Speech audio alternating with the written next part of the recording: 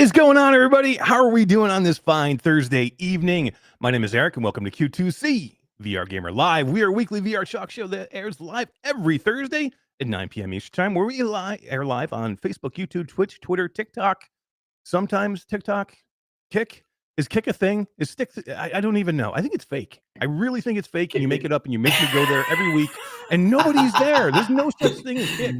But we are there. If you want to go there and check us out, you can. But if you cannot catch us live, you can always catch us afterwards on your favorite podcast platform. And I do promise I will make sure that I upload the newest ones as soon as humanly possible. But before we go any further, let me say hello to my partner from the great Canadian Northwest. He's your friend and mine. And I promised him I wouldn't tell our guest that he called him Ricky for an entire video of Richie's plank experience. But I lied. Todd Jackson, what's going on, dude?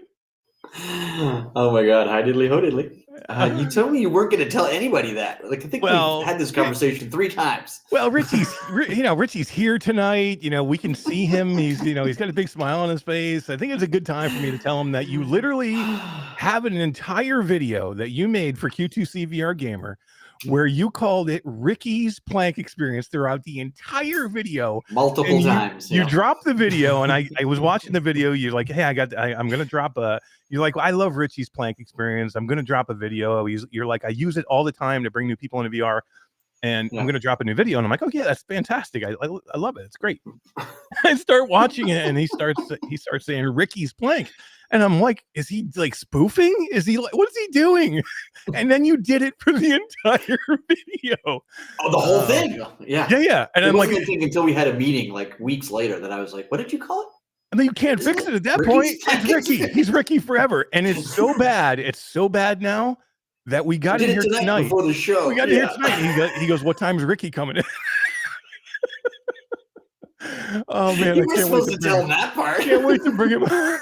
Can't wait to bring him on and talk about this. Oh my God! Let's introduce somebody's name that I never get wrong, and that would be Chinatown D. What is up, D? I never get your name right wrong. Here, right now. Chinatown D. Yeah, but Richie has one name, and it's synonymous with the game. I mean, D, you've had 15 names since I've known you. Dude, I didn't know the importance of continuity with screen names years ago. All right. Oh my God! Literally since I've known D, I don't know how many names you've had. Like we started out.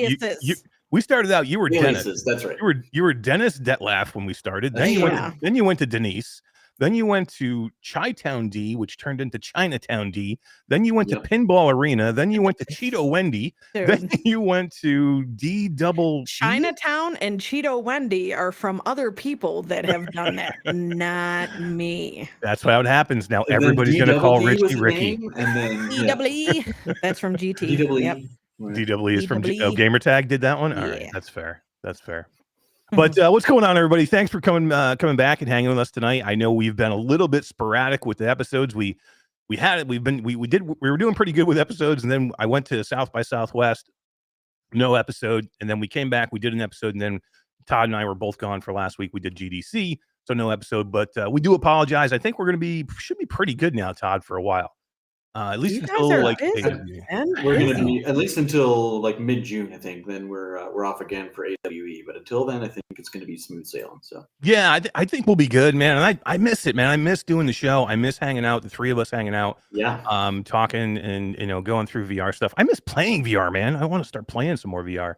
And that's one thing that I'm looking forward to is Strangers in the Night, Virtual Strangers in the Night is they had their first episode last week and I couldn't make it. But it's back now, and I'm looking forward to that because that really kind of forces me into playing more VR because I have to be able to talk about these games intelligently. And sometimes you guys play them during that show too, don't you? Yeah, for sure. We'll do live gameplays and stuff like that. Yeah. But, you'd be proud, Mash. I've only been in VR today. I love it. That's fantastic. That's good. Yep. Well, before we go too much further, and I want to bring in Richie really soon here. Talk Richie. Okay. But I want to say hello to the chat real quick. We have Mind Jive says he's first. Jay Brat is here. What's up, Jay? How you doing, man? Let's see who else we got. We got Techno Glitch, Air Force One. How are you doing? Substatic is here. Zell 2318, VR Spry Guy. Mickey Barrios is here, and I got something I'm going to show once. Happy birthday, Spry. Oh yeah, happy birthday, Spry. Sorry. Mickey Barrios, just so you guys know, Mickey Barrios is an absolute stud. I mean, just in life, really, he's an absolute stud because he came to GDC and he helped us run. Impact Reality and Flat to VR Studios, we actually were like honored to share a booth at GDC with Max Mustard and Toast Interactive, and Mickey came and helped us with our booth, and he made some cool things for us, and I'm going to show them off in a little bit. So we'll talk about that when we bring Richie on, because we want to talk about the booth a little bit in GDC and the reception of Max Mustard there. Let's see. Who else we got? Hussein X is here. I said Techno Glitch. Estes is here. Destiny 11. We've got Michelle B is here. How you doing, Michelle? Arlen Kundert is here. Orland Hooper's here, Todd. Orland Hooper's jacked, yo. Yeah, he is. I don't have a button. Sorry. Oh man, you don't have the button. Yeah, Todd's not at home. He's actually in Arizona, hanging out with Skeeva and Alex in Arizona. There you go. We can make one right now. Good times. Yeah, right. Make one right now. You ready, D? You ready, Matt? Yeah, I'm ready. You tell me when. Oh, date. Hold on now. Oh.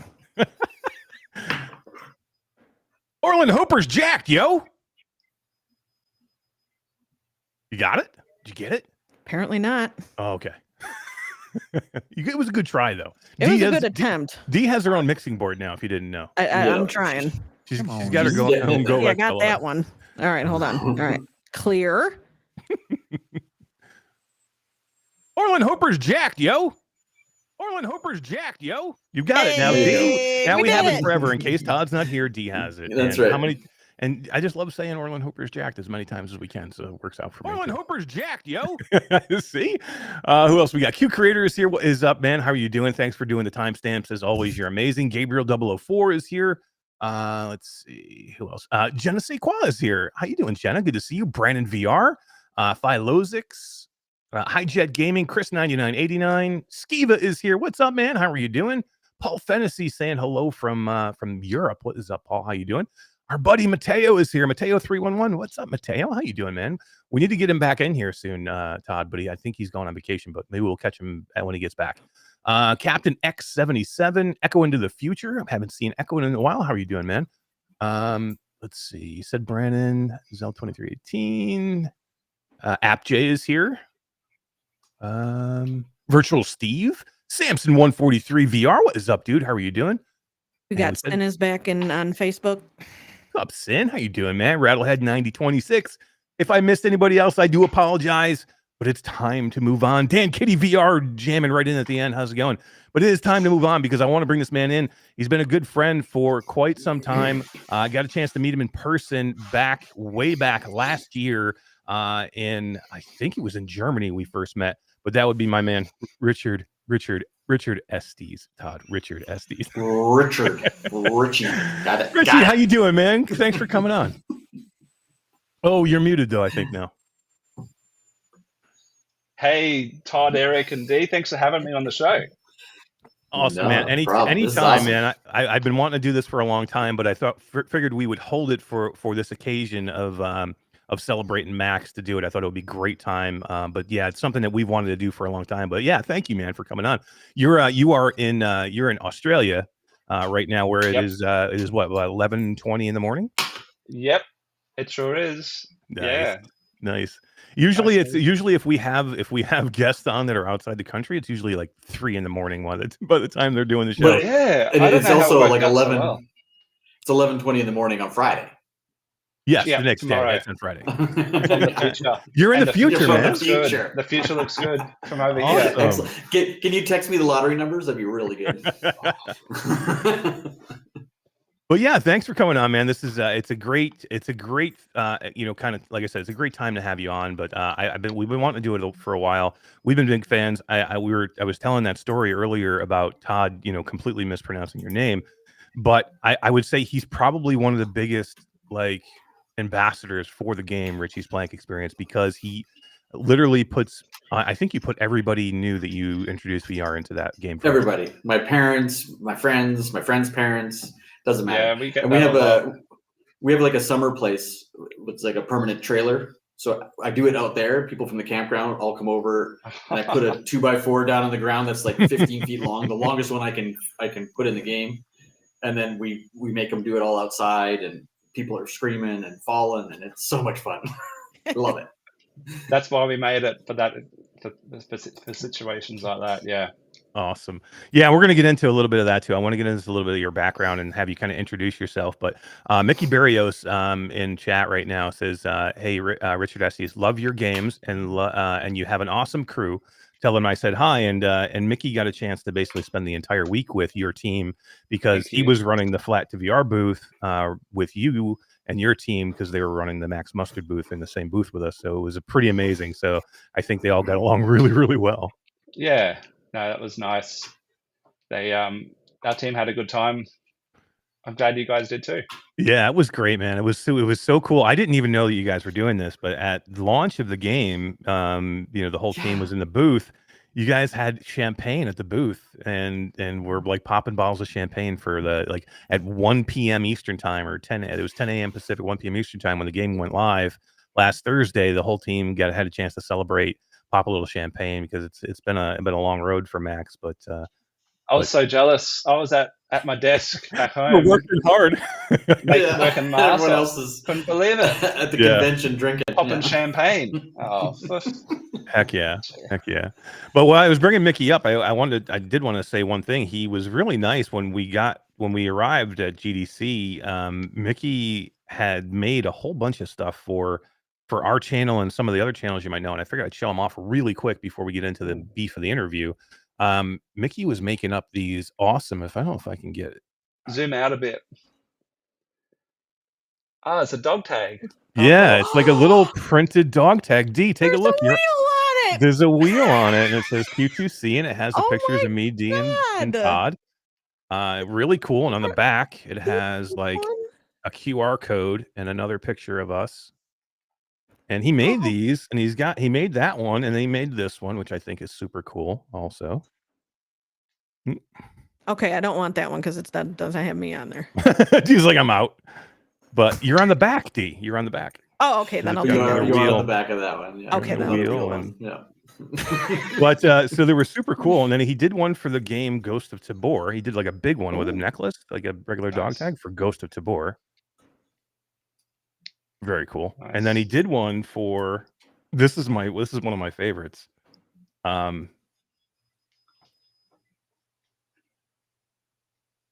Between Virtual Strangers. Yeah. It's Wes and Roots from Virtual Strangers, and it says, you know who loves you?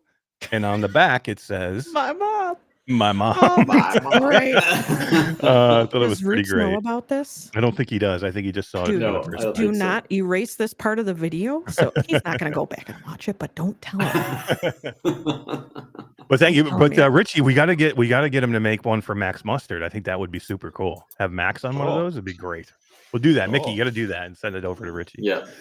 But Richie, thank you so much for coming on. And let's get into a little bit about you, because there's so many people that know you, your story. You've been an OG. You've been doing this for such a long time. But maybe for some of the new people, have them just tell us a little bit about you, a little bit about your path, and kind of how you made it to to the point where you started making VR games.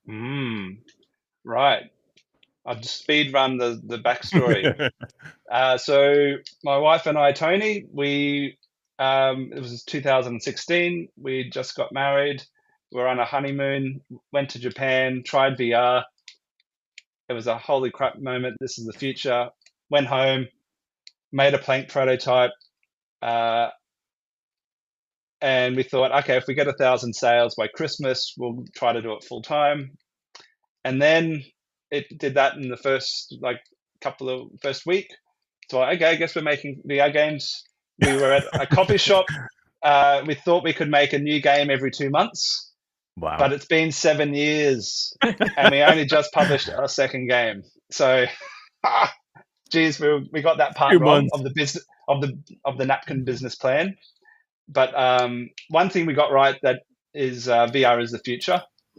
And the more you think about it, the more it's like VR is going to be around for like the rest of human civilization. So, and we get to experience the very start of it, where it starts to go into consumers' hands. So we're very excited. That's why we made another VR game. Why did we make a VR platformer? A lot of people have questioned this, so I'll give you the flat out answer. We're at a conference in LA, and a VR conference, and the expert speaker was explaining how third-person games don't work in VR. But then I'm like, hang on a sec. My favorite game at the time was like Hellblade in VR, and so I didn't quite think much of it after that though. But on the flight home, it's a long flight. I was playing Mario Odyssey for the first time, and I'm like, this is awesome.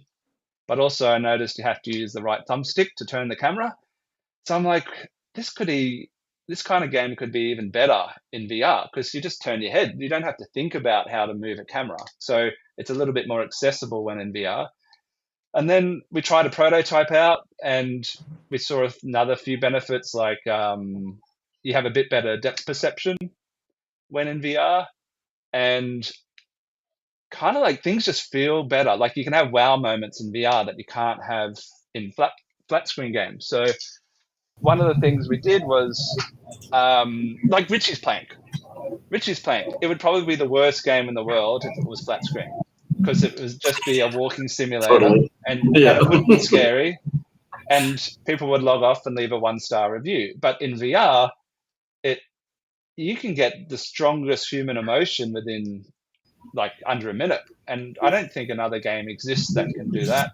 But that's only because of the power of VR. So even in Max Mustard, you don't get that kind of fear, but you do get those kind of feelings sometimes. And so, in our opinion, VR is better suited to platformers than flat screen. So now here we are. We started off with just 2 people, and now there's like 30. So yeah. I can't believe that you had that again. You had that napkin, coffee shop napkin moment where you just like plan out how we're gonna make our company, and then it's just you and your wife, and then literally, how many years later? 7 years later, Yeah. you got 30 people, that are working with you on multiple games now, and Richie's Plank experience is still a phenomena today. I mean, it's amazing to me, like how a game stands the test of time like that. Like literally, it's still one of the most active games that you'll find, on multiple platforms. It's one of those things that everybody seems to want to try when they get in there. Did you have that? Did you have that aha moment with the game, or was it something you thought would be cool, and then later you were like blown away about how much it's been so Yeah. popular? We knew that it would be the thing to do at parties and dinner parties. You got your auntie over. Hey, Auntie, we've got something for you to try. And we knew that would be a thing, but we didn't know it was going to sustain for so long. We actually remember, we were like, oh, look, when people get their headset, they'll buy our game. But then when headsets stop selling, maybe a year or 2 in, we won't get more sales because everyone would have bought it that wanted to buy it. But what we didn't realize is that the sales of headsets will actually increase for years and years. And so we got that part wrong as well, which turned out to be a great problem. Yeah. I was just going to say that's a great problem to have, really. And I love how you were so optimistic at coming out with a new game every 2 months. Oh, that's amazing, actually, really. Like, it's really amazing embarrassing. Process. Like, it's so embarrassing to consider that. But also back then, the quality of games was a lot lower. You didn't need something fancy. Sure. You could sell a prototype. Like, it didn't need good graphics. It just needed to be something to play with. But you can't get away with that today. So it's like comparing classic arcade games with like AAA games. It's like the quality bars just doubled and doubled every year. It was probably the perfect storm too, because it's really a perfect game. Number one, perfect for early VR, perfect for early users, but even early VR when people were very, very concerned about motion sickness. You don't have a lot of thumbstick movement here, not a lot of free movement. You do have the fall part, but that's a whole part of the experience. See, but you don't have motion sickness issues here. There's not a lot of different environments here. It was probably it had to be the perfect entry for you guys. Like, what a game to cut your teeth on as a development studio. You and your wife both? Did you make any other games before this, and for any other platforms? I was a hobby. I was like in the tech industry, in the travel industry, and that's how we met, the travel industry. But on the as a hobby, I would make games. So like I did a bunch of game jams, but I never took it seriously as a career path because it's so risky. And I was like, I'm not good enough to make games competing with these other guys. And so I took like a business approach. Realistically, there wasn't a window of opportunity that I was prepared to take with video games until VR came out. And then I'm like, oh, this hobby that I've had for 20 years could be turned into a product now. And yeah, haven't looked back. It's way more fun industry. It's got challenges, this industry, but it's more fun than others. Yeah. And then turn into a passion project too, not just a project. Like this isn't something that you felt you had to do. This is something you really wanted to do. Yeah. Yep. Yeah. Alex BR has stopped in. I just want to say, hey, Alex, how you doing, man? Hey, Alex. Yeah, Richie, I was just gonna say, it's interesting because I said earlier you're an OG of the VR world. Like 2016, Richie's Plank came out. I mean, you really are kind of OG because you were there before the birth of standalone VR. So, I mean, you launched the game PC VR and then Steam, and then in 2019 standalone Quest. Did you realize at that point? I mean, you did very well with PC VR. PC VR had its high moments and then started to have its low moments, and then the standalone phase come. Did you realize very quickly that standalone was going to be a huge success for you? Yeah, I'm gonna share a really intimate story, and I love it. It'll make me relive a bad memory, and it was an unpleasant time, to be honest. So when we tried a standalone headset, and before the Quest, and I'm like, I wasn't impressed. But then we heard Meta was investing what they were spending on standalone, and we heard a rumor that they intended to market it like a Nintendo Switch, and I'm like, yeah, this is going to be it, guys. We're going to start work immediately on working on a standalone version. So we did. We saw some other studios in Australia get a headset. We're like, why didn't we get a headset? What? Mhm. Anyway, we were instantly like, how do we get a headset? We borrowed one. A friend lent us theirs, even though they weren't meant to. Don't tell Meta. And then we started to work on it. We eventually convinced them to send us one so we could work on it officially. And we're like, great, we're going to get this done in time for launch, because this Meta Quest launch, the Oculus Quest launch was going to be big. Like, we got to put everything into it. We sent them our demo, and we got a message back. They're not considering you for the store. And I'm like, what? And I kind of, in retrospect, I kind of get it. They hadn't heard of it before. They didn't realize it was a thing on PC VR. They said, we already have something similar. Sorry. And this was before launch. So we're like, oh shit, someone's beaten us to it. Right. We're ruined. And I remember I was driving in the car with the kids to the zoo when we got this message, and I like cried a little bit, because I'm like, this could be the end of our studio. Yeah. Because I knew how big this portable headset was going to be, and I'm like, if we're not on there, it's like, we can't. This is going to be the future. Anyway, we went back to the office. I stopped being a Debbie Downer, and my wife picked me up. She says, come on, Rich, we can come up with a way to make this happen.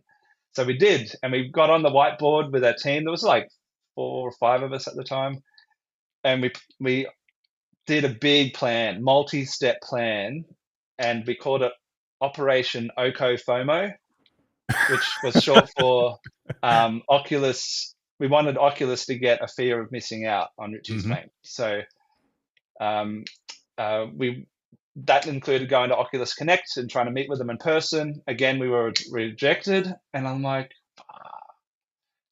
I'm not sure if I meant to swear. Sorry.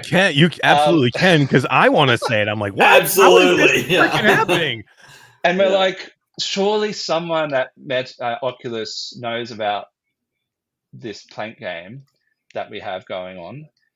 And if we just go to the parties, have a good time, we'll meet people, we won't complain. We made an effort to never complain. It was always, we're not on the store yet, but we're going to keep improving it until it is, kind of thing. And that was the other part of the plan. We're going to keep improving it until it was irresistible, kind of thing. And that was a big risk because they said no, and we're still spending money on it. Mm-hmm. And we went to a party, had a great night out with some of their team, and we didn't think anything of it. But eventually, the other thing we did was we sent them I know it was later. Yeah. So some of their team, word got around, and 2 weeks, and the Quest had launched at this point. We still were rejected, and it was pretty painful. Anyway, word got around at their office. We get a message from our to-be account manager, and they're like, people have been talking about you guys. We got a slot open up. You're on. And so we were the first game to launch on there after release, along with a Penn and Teller experience or something like that. I remember that one. Yeah, I remember that. Yeah. And it turned out well. Like, they sent us a little trophy to say we were a launch title, which was nice. And we sent them a big plank, assuming nothing would happen with it. But we heard later that they hung it up in the office, so everyone in their office. Oh, no way! That's super cool. Yeah, a little bit of Trojan horse branding for their office. So Richie, do you think it was just them not understanding the market and not knowing the game enough, or do you think it was the game not being ready for the standalone? It was a bit of both, but when we first sent them to them, it was all very work in progress. So any quality issues, and this was months before release, like we had we were all full time on it. So any of the quality issues were being resolved. But the other part was they hadn't heard of it. And it was like, what could possibly good about walking a plank? We don't want this on our store. And I think the other game was Face Your Fears. Right. I was going to ask you what the other game was. We're only assuming, but that was Face Your Fears 1, which wasn't on the Quest, and Face Your Fears 2 didn't lean into the heights thing. So, right. But we think that's might have been what they were talking about, and we were relieved there wasn't like someone else that had beat us to it. Yeah. There was really no direct or indirect competitor at the time. Can you imagine if there was a Bobby's plank experience that came out and beat you to the store? That'd be terrible. Well, let me just clarify something with the name. So my name is Richard, right? And we were a week or the day before releasing it on Steam, and it was called The Plank Experience. But then a week before release, a French competitor announced their plank walking game called The Walk. And that was like the same name as the movie. So I think they've since had to change it. But we're like, no. You can't have the plank experience and The Walk. And then we realized our brand is horrible, the plank experience. It's a generic brand. I hate generic brands because they're not memorable and they don't stand out in people's brains. So I'm like, let's just add a name to the front. Let's just do it my dad's name, which is Jim's Plank Experience. So it would have been Jim's Plank Experience. It didn't matter what the name was. And Tony's like, no, because there's a whole company in Australia that's Jim's Lawn Mowing, and I was mowing lawns at the time, so they didn't want people to think it was to do with lawn mowing. That was, so so Tony is just like, let's just call it Richie. We know it's not you, but it doesn't matter. And so, that's amazing. Yeah, that's how it happened. I love these stories, man. Like literally everybody knows the name of this game now. Can you imagine if it was just hey, let's go do the plank experience? It doesn't have the same ring. Yeah, it was pretty funny. It's funny how it could be a different name, and then you could have somebody who loves it a lot, who calls it Ricky's plank for like a whole video. Oh my goodness! I'm like, did you call him Don't feel bad, Todd. I've been calling it Ricky's plank for almost 10 years. So, mate, Sorry. don't stress. I'm not offended. Don't worry. Richie, I'm not even kidding. Like when I told him about it, he goes, "What do you mean? It's not called Ricky's?" No, that's not right. No, it's not.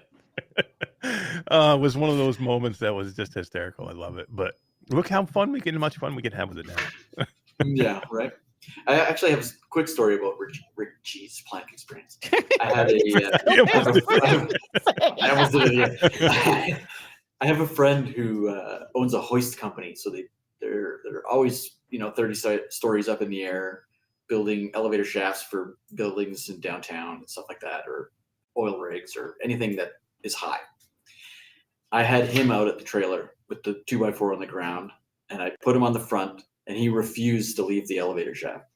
What? He's like, I'm not strapped in. I don't feel my harness that I should have on, so I'm not going out the door. He was terrified. That's amazing. Yeah, it was amazing. We've had a family friend. So we made it because we loved having dinner parties, and then whenever we have dinner parties or gatherings, we put everyone on it. So that was anyway, one person we did on there, she's skydived before and no problem. And then we're like, well, why can't you step off the plank or walk the plank? And she's like, because I don't have a parachute. And I'm like, but the mind, they just can't do it. Yeah. It's amazing. But it doesn't look real. It's like they know it's not real. But I think it's their heart telling them it's not real. Their brain knows, but their heart doesn't. Yeah. And that's the amazing thing about virtual reality. And this is why I think a lot of us have kind of devoted our lives to virtual reality is you can't get that anywhere else. Like you're not going to get like if you try and do Richie's plank on a flat screen monitor with a mouse, it's not the same. You can't get it. And it doesn't have to be photorealistic for to trick yourself or trick your brain into feeling immersion. Immersion can be done so many different ways, and it can give you so many different feelings. Like it's very rare where you can have an emotional feeling about a flat game. But I've had so many games in VR or experiences, not even games, just experiences that I've done in VR that have given me emotions of fear or panic or intense or heartfelt emotions. I mean, there's so many different things that you can feel in VR that you can't get from a flat gaming, and that is the trick. That's the hook. That's why Richies is so good, and that's why even today people love it so much. Yeah, thanks. Yeah, heck yeah. And then so let's transition because I want to talk about Max and I want to give Max its due because this is one of my favorite things, flat or VR, and that is platforming. You mentioned it a little bit before, the departure from a game like Richie's Plank going to a platformer in VR. But was it always kind of decided, hey, let's do a platformer, or was there? Tell us a little bit about the genesis of Max. Yeah, sure.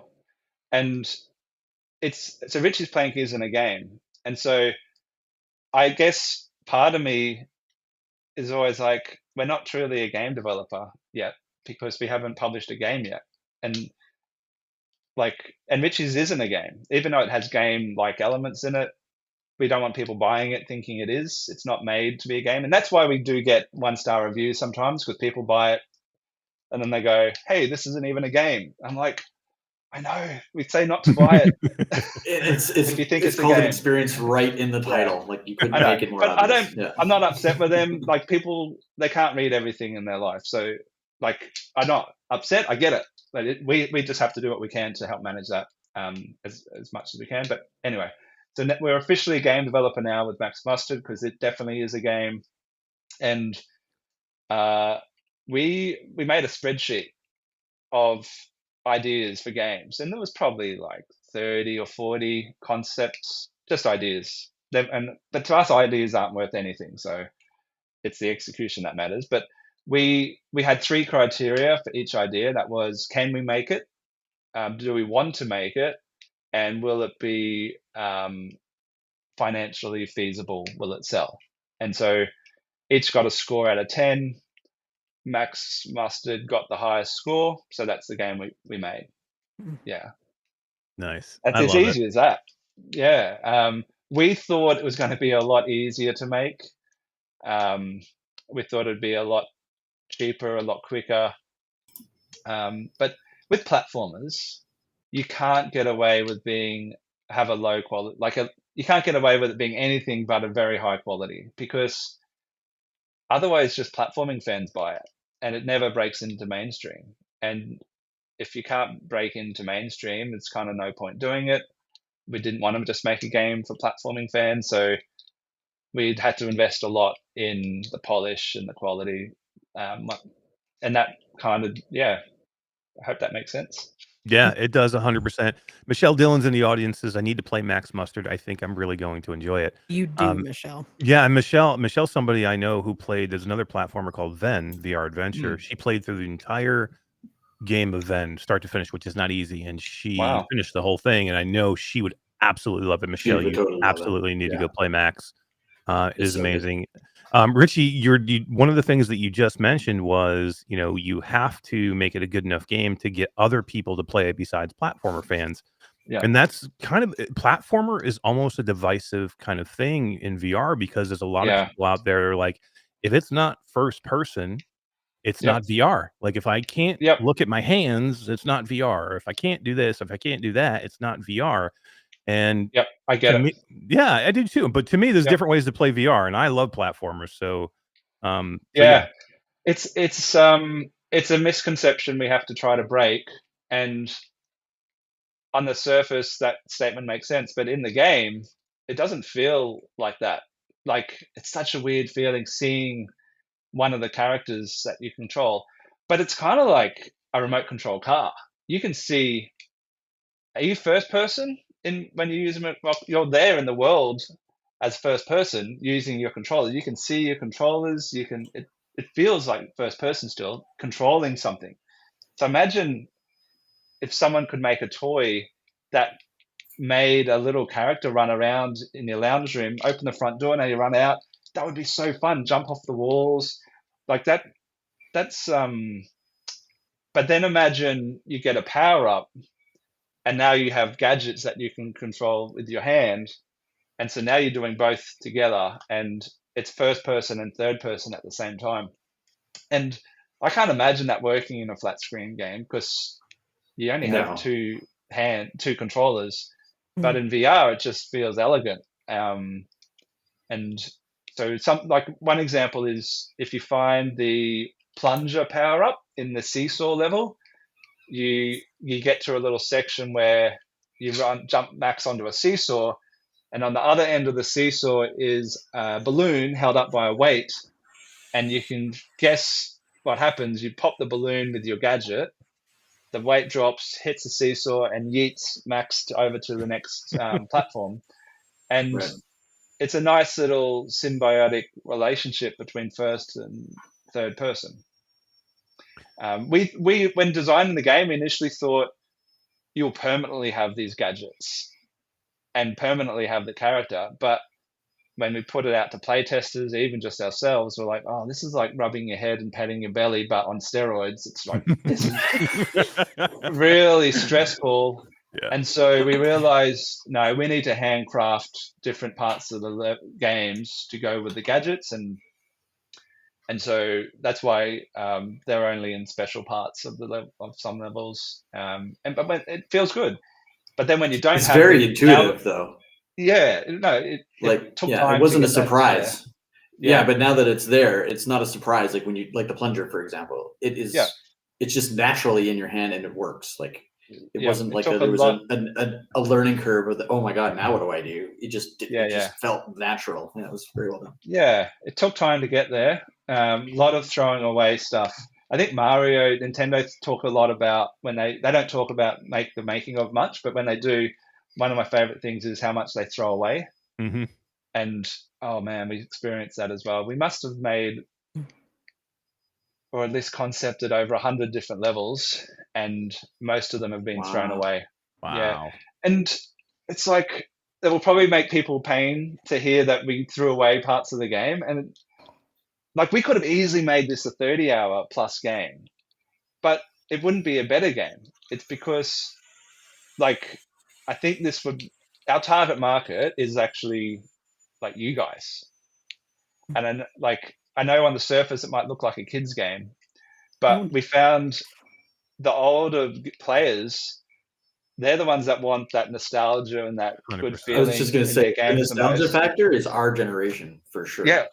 And they don't have tolerance for boring bits in games. Like, they don't, like, oh my God, No. come on, just get on. Like, I've got like 20 minutes Yeah. to play. I don't Yeah. want to deal with this. And so we're like out with it. We had one of the hardest part of developing the game was we had 3, what the level designers called Scrapenings, which is 3 big moments during the development where we scrapped a lot of the game, and it was brutal. Like, some people were like really upset because like sometimes you get emotionally attached to these levels because you it spent was so sometimes- much time. Yeah. it was some people's favorite levels sometimes, but just because it was a couple of people's favorite, the general consensus was that it was one of the weaker levels, and so we just had to make the brutal call. And there's people really upset with me for scrapping some levels, and I'm like, oh my goodness. And just mechanics, like, it wasn't just levels; it's parts of levels that were scrapped. So this part, we spent like 2 weeks on this section, but it's not good enough, so it has to go. And so the result, so what do we get out of that? So we end up with a game where the variety is insane, because sometimes something was scrapped just because it was kind of similar to another level, and that's how brutal the Scrapenings were. The Scrapenings, I love I it. love that. The Scrapening. But one of the emotions on the wall is just one more level, or just one more, and that feeling is hard to get in games. But that feeling, there's lots of people mentioning that in the reviews. So we're like, oh, thank goodness it worked, because it cost a fortune. Yeah. But that's the You result. nailed The that. result, Yeah. the result is you finish a level, and it's like, oh, I don't have time, but I'll just have a quick look at the next one. Mm-hmm. And because it's going And to then be you fail, and you're like, different. one more time. Yeah. And that's it's such a hard thing to do too, to get right in VR, especially because you can get frustrated and you can nope out so much easier in VR than you can say in a flat game. So the frustration level has to be so much lower, but you need that hook still, to be able to say, I want to play just one more. So it's so hard to nail, and you guys did nail it. Yeah, thank you. And so there's a bit of a funny story. You know Southpark, the TV show? Heck yeah. I don't watch it so much anymore, but I did when I was younger. I can't believe it's still running. It's ridiculous. No, it's still going. I'm They like, just what the- reopened Casa Bonita out here in Denver. Those guys must be 40 Wow. years old by now. Yeah. Oh god, yeah, Trey Parker and Matt Stone for sure. Yeah. So Trey and Matt was speaking at an event about storytelling, and I watched it, and their storytelling portion of the talk was amazing. But the one thing that really stuck out to me was their target market. And their target market is one person, one of their friends. And I'm like, that's brilliant, because they only have to think about making something for that one person. And people, as unique everyone is, a lot of people have similar feelings and tastes. So that one person can represent the tastes of many. And so that's their methodology, and that stuck with me, and I haven't ever forgotten it.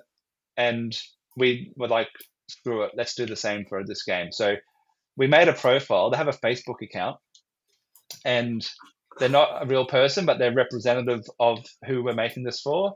That's and awesome. like, what's some of the things? They played Mario when they were a kid. They don't have as much time to play games now anymore. So they kind of want shorter levels so that they can get that satisfaction. They don't want to spend half an hour on a level. They want like 10 minutes on a level, but they want lots of levels so they can do little bits at a time.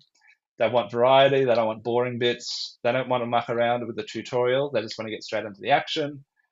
Their favorite movie is Terminator 2 Judgment Day. They love The Matrix. They love Chinese food. They've got 2 kids. They Oh my want God. games. They love shooters. That's a but they large part of the also- population right there. Yeah, but This is me. they also want games that they can enjoy and play with their kids. So is that you, Eric? We made this game for you. Pretty This is much. me, I mean, totally. yeah. I mean, pretty much. I mean, The my Matrix, daughter, two my daughter kids. has loved Yeah. Max. She's just starting now to get into some of the older platformers that I've been playing. I've been building an arcade room, so I've been getting her into her like old style arcade cabinets. You know, a lot of side scroller stuff. So she's getting into that now. So she played Max. She absolutely loved it. But I mean, she's so yeah. I mean, this is me. This trying to find time to play. I'm a shooter fan, but I'm a platformer fan. I want the nostalgic feel. This is So it. we get that. So when we decided on the art style, we're like, and even our hero character, we're like, some of our target market are going to prejudge this and not play it because it's like, oh, this is a kid's game. And we're like, well, what else can we do? And we thought we couldn't come up with a different art style that would give that same powerful nostalgia. So we just had to bite the bullet and be like, look, there might be a small percentage of people that don't buy it because they think it's a kid's game. But over time, like long term, when word gets around, we kind of just have to count on it because we want people to feel good. And if you want people to feel good, you have to go with that kind of art style. Like it's just the one that makes people feel the best and gives the strongest nostalgia. So that's why we went with it. We hope some like people that do think that about the game initially, they eventually are like, oh, actually, there's a lot of mature thought going into the level design. I'm going to give it a go. I love it, Todd. I think it's a good time. Do we have the trailer for Max? We do. Yeah.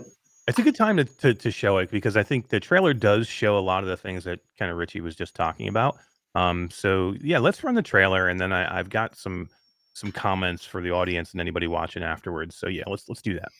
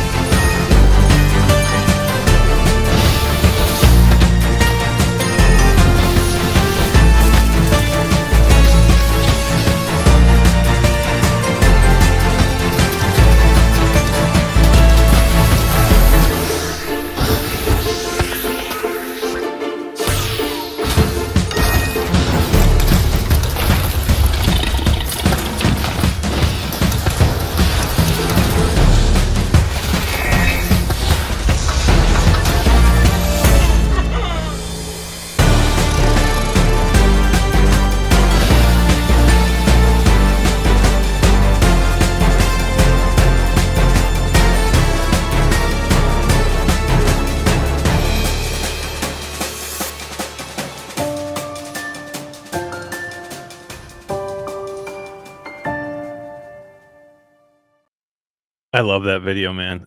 That trailer is so good. One of the number one guys, it's amazing, and the trailer is a good representation of what the game is, and it isn't. And the reason why I say it isn't is because it doesn't give you the feel of being in the game. And unfortunately, that's what happens with a lot of VR games. So if you're looking at that trailer and you go, wow, that looks amazing, you get in that game and tell me it's not 100 times more amazing in it than what you see on the screen. It is almost impossible to relay on a flat trailer what it feels like to do with something like this in VR. And that's one of the things I want to talk to you about, Richie, is camera. Camera trail has to be such a hard thing to do when you're looking at platformers because you've got to think about how does the camera trail the third person character that you're controlling to where you doesn't get too far away from you or too close to you and then doesn't make you sick. Yeah, it was tough.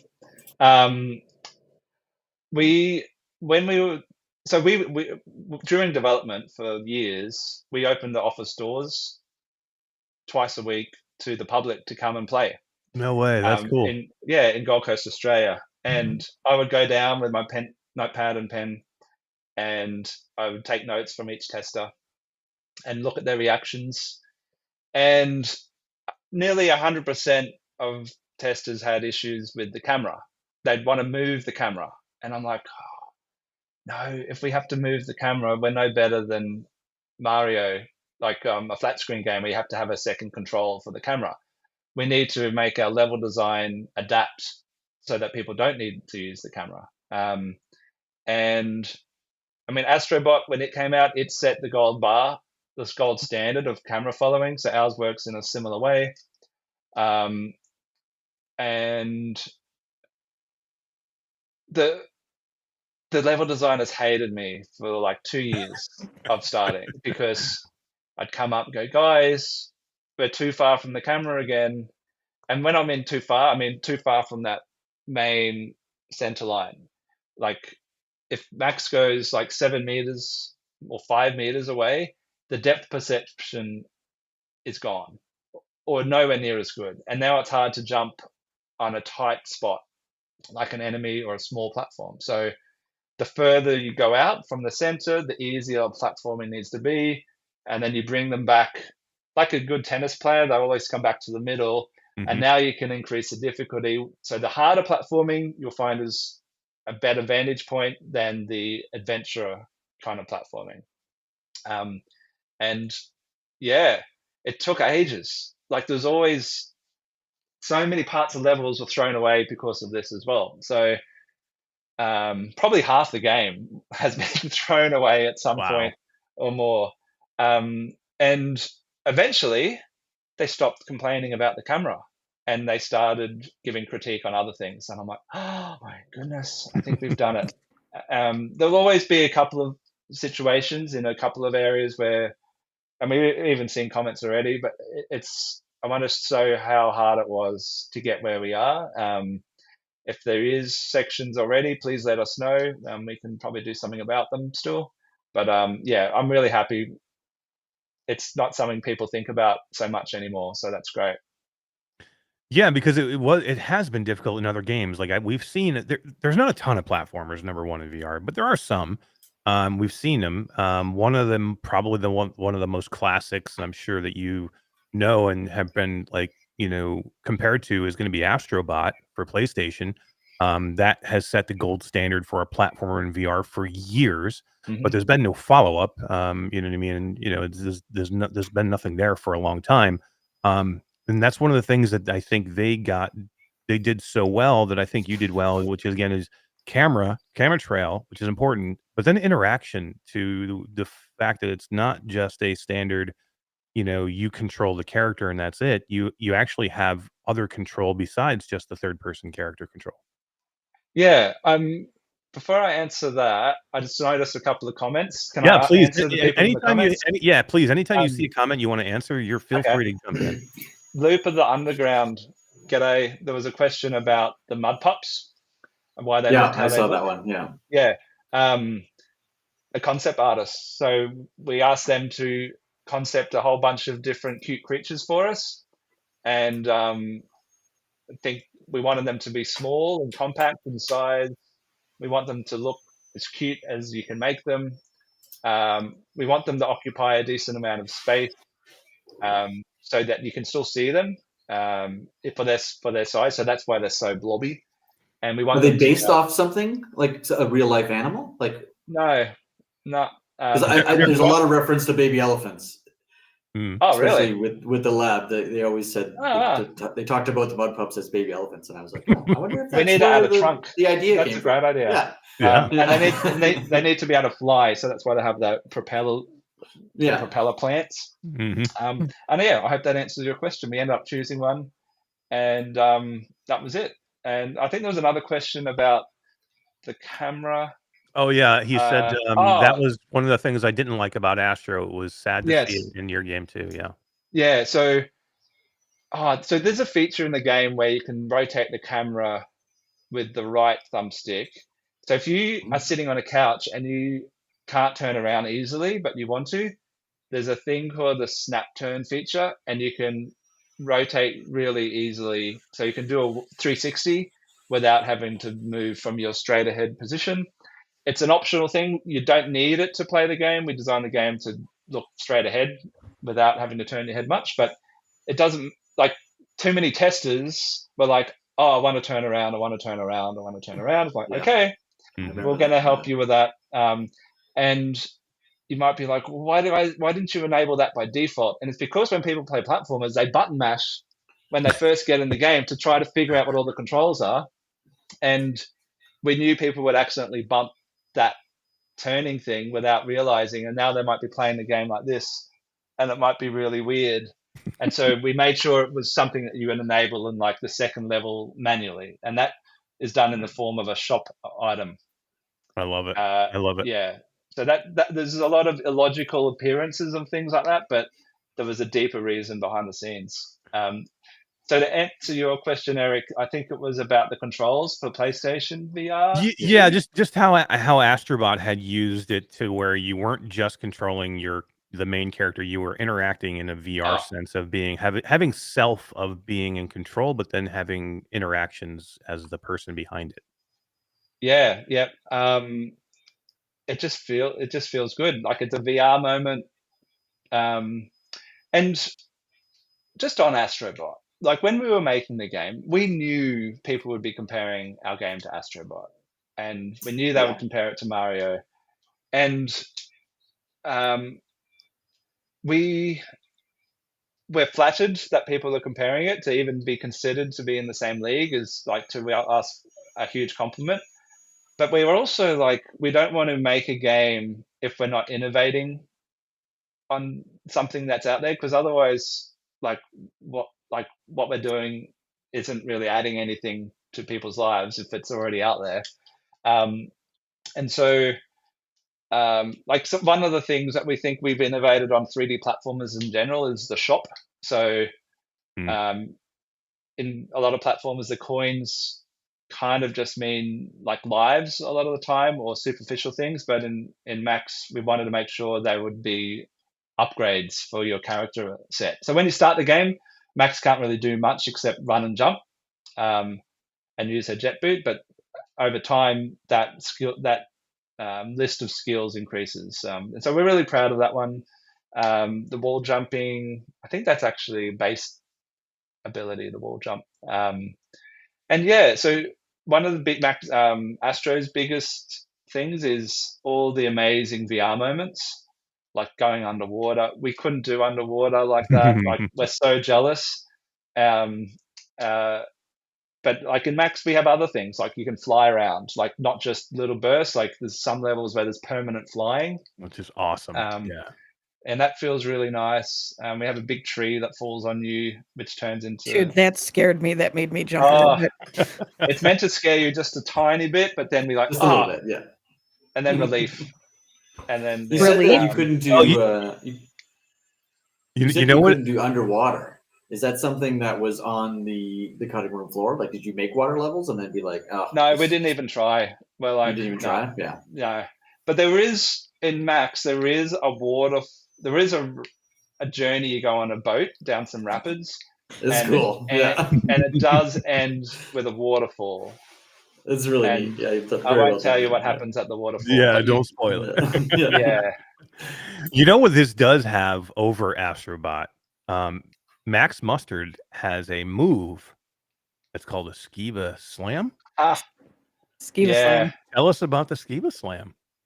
So we decided not to add a bum slam, or when you pull the trigger or something, it makes your character go down like really quickly and does damage.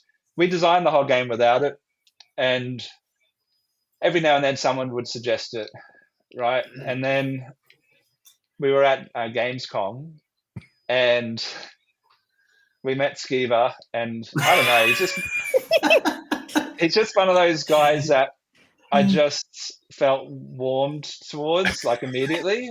And seeing his reaction, seeing his reaction playing the game, it just made me feel so good. He's like, and he said this is like the highlight of Gamescom for him, and I'm like, oh my goodness. And then he said, I'd love there to be a butt slam. I'm like, I remember being in the booth. Me and Skeeva in the booth. We both took turns playing it, and as soon as he took the headset off, he goes, "Oh my god, this is my highlight of Gamescom so far." And he said, "It needs a butt slam." Yeah. So we're like, we went home, and I spoke to Rob and Lachlan and Lucas, who's the designers, and I'm like, Skeeva suggested a bum slam. What do you reckon? and it wasn't. So we have company structure now. I struggle with it, but there's company structure and there's processes. Who doesn't? And people can't just add stuff without approval from the producers because they're managing the time. And then Rob sent me a little message on Slack. He's like, "Oi, go check out this build and pull the trigger." I'm like, "Oh my god, he did it!" And they snuck it in without anyone knowing. I'm like, no way!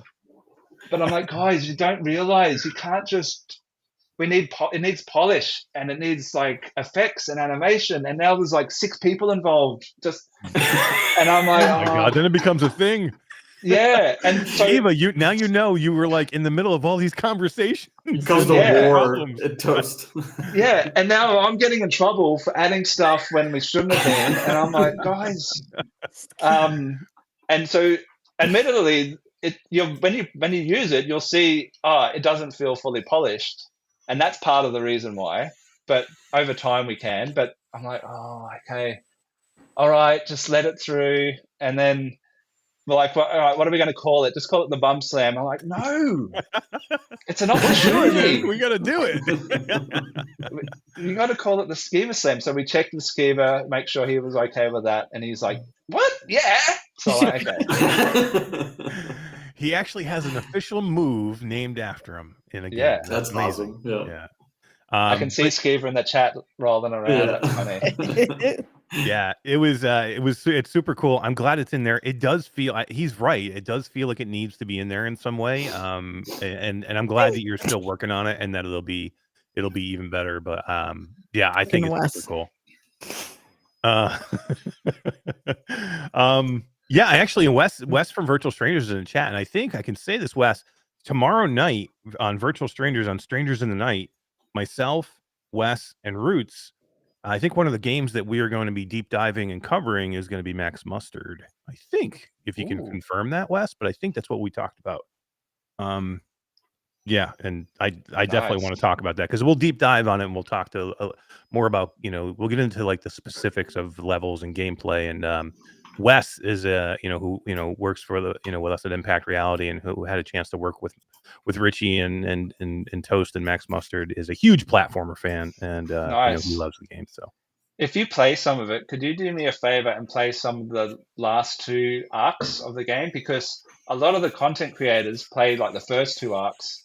Mm-hmm. And I'm like, our level designers are like, Richard, they're just playing the first levels, but the best levels are at the end. And I'm like, okay. I don't. Yep. I can't. I will make a note of that for sure. Yeah, I can't make people play, but yeah, only if you want to. Yeah, no, we should definitely do that. 100%. We always try and do different things because I mean the worst part is when people review games out of the first 20 minutes of the gameplay and don't give it its full due. So one of the things with Strangers in the Night is we don't always do things immediately. Like you might not see us cover things the first week it comes out, and the reason it's a week later is we want to give it its due, give it enough time. The whole idea of Strangers in the Night is to just cover games. And then deep dive on them, not do just the superficial first 10 minutes. Yes, tomorrow is Max Mustard and Overdark is our show tomorrow night. And yes, I'm still in Virtual Strangers in the Night. I didn't leave, just got busy. Just got a little busy. Life comes up and bites you sometimes. You know who's put a couple hours into this game? Roots. Yeah. Has he? Nice. Yeah. I'm very interested to hear Roots' perspective on Max. If we didn't have the show tonight, I probably would be finishing that game right about now. Nice. It's seriously hours earlier, man. Oh, I didn't want to get out. It's a fun game. It really is a fun game. It has a very cool story to it, Richie, which I think is great. I think people are going to want to. I mean, it's not like a campaign story, but there is a little bit of things in it. There's a I little love bit of story. Yeah, it's enough there to want to keep you going. And I think a lot of a lot of what we saw in the trailer, which is super amazing. Again, guys, go try it. Just go pick the game up. Get in there. There's a different feeling when you jump into a game like this, especially in virtual reality. Like it's just different than watching it on the screen. Like it looks amazing on the screen, but when you're in it and you're able to maneuver in it, you're able to trail the look around in the world, camera and look around, and then the first time you start firing the plungers or using the rocket boots, which is absolutely awesome. You're gonna fall in love with it, and you're gonna want to finish it. Trust me. Yeah. And this is I already know this is gonna be one of those games. Like I'm playing it now on the Quest. Whenever it comes to Steam, I'm gonna buy it there and play it all the way again through. So nice. Thanks, D. Yeah, there you go. That's a big that recommend from D right there. And Richie, we got a lot of people asking questions in the chat. And I know, okay. We know we have some questions here. Steam VR and PlayStation VR 2 plans. Yes, we're working on it. More and more team members are moving over to that team. We were all crowding around Kynan's desk last week. He's one of the lead artists, and he's like, I can get real-time shadows working, and he's got PVR materials working, post-processing, and it's like, oh, this is looking really nice. It's getting close. Yeah. We need to improve the haptics a little bit more as well. Even for the Quest, we'd like to improve those a bit more there. And we estimate, I think it'll be like mid-year, but the producers think Q2. Oh, and wow. Q2. Okay.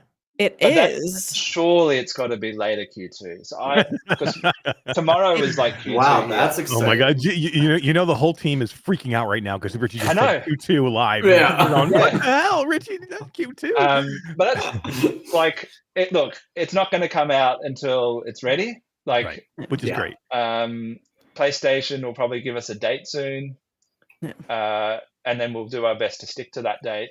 But yeah, it runs great. Like, yeah, it's looking. And the Quest 3 update we did yesterday with the resolution increase, it gave us a glimpse of where we're going for PlayStation. I'm like, oh my god, that's gonna people said it felt like a different game, and I'm like, surely not. And I tried it, and I'm like, ooh, wow, it makes a difference. It does. Can you spill anything for PlayStation on, will you make use of the foveated rendering? Will you make use of the eye tracking and make use of the haptics in the headset itself? Yeah, the haptics, yes. The foveated rendering, like, is that I keep telling our team we need it because everyone in the PSVR community are saying you need it. I'm like, okay. But then our dev team are like, Richard, are you sure? Because it's running at a very high frame rate. The resolution is pretty much maxed out. It's going to take us quite a bit to port it to the rendering thing to get the foveated render to work. And if it takes like 2 weeks to do that, they're like, Richard, are you sure you don't want us to spend that time on something else when it's not going to make any difference to the game? And I'm like, oh, right, okay. So that's still an unknown. The answer is if we need it, we will. But I'm like, we might not need it, and that time could be better spent on other things. So yeah, I mean, I do think it matters with the game. There are certain games that are graphically intense to the point where if they don't use it, they will not get the full. They won't get the full fruition of the game. Like the game could be better, but with Max, I don't know. Like I don't know, and your team would know better whether foveated rendering would have an effect. Maybe. I mean, Max is not like a photorealistic game. It's a very kind of cartoony, beautiful, pretty colored game. That either way, with those OLED lenses that are in a PlayStation VR 2, the colors are gonna pop. With Max, they already pop as it is on the Quest, but now you bring the OLED lenses into that. It's going to be amazing. Like with So- No Man's Sky, someone said it in chat that No Man's Sky uses foveated rendering, but it's such a photorealistic game. Like there's so much more detail and in depth on how far the map renders, and so it's definitely needed. Yeah. Like, I agree. I don't know if it would make a big difference. Like there's players getting 120 FPS on the Quest 3 at a decent resolution. So I'm like, if we can do that, surely the PlayStation can do that. And then we're like, I don't know. Well, look, the answer is if it's going to make a difference, we will get it. But they're telling me we might be best spending that time on something else. So we'll see. Well, either way, I have faith that it'll be an amazing Thank you. move over to the PlayStation VR2. I'm looking forward to it. Just the thought, for me, again, foveated rendering is important with certain games for me. Certain games it doesn't need it, or it doesn't matter to me. What matters to me, again, is the way it's going to look in that headset. You're going to use the haptics, which is great. I think I think it's important to use what's available in that headset, and these are some of the things that set it apart from other headsets. And I like when developers go the extra mile to use what's available to them. So I think it's going to be great. I think it's going to be fantastic. Yeah. And then you said Steam around the same time for Steam release? Yeah, it'll probably, if everything goes to plan, it'll be the same time as PlayStation. Yeah. And I believe you can. Sorry, Eric. No, go ahead, D. You go ahead. No, I was going to say, I think you can actually wishlist it on Steam now. Yes, you can. So guys, anybody who's thinking Steam, go wishlist it today. Well, number one, go buy it on Quest, and then go wishlist it on Steam. Yeah, exactly. You don't have to buy it twice. I don't want people to blow all their money on our game. Just well, let me ask you this: will it be available on the Rift store, or will it be just Steam? I don't know. I don't want to answer that. Okay. I don't know for sure. Because that's not my department. Yeah, right. Like that's not me. Now you have policies you have to follow. Yeah. Will there be any graphical upgrades on the Steam PC version over the Quest version? The PC will be based on the PlayStation version. So yes. Nice. Okay. Cool. Yeah. Cool. Awesome. That's good to know. That's awesome. I'm looking forward to. Okay. I mean, anybody who has a PC wants to try PC. Trust me. Oh yeah. Someone asked about the cross-buy.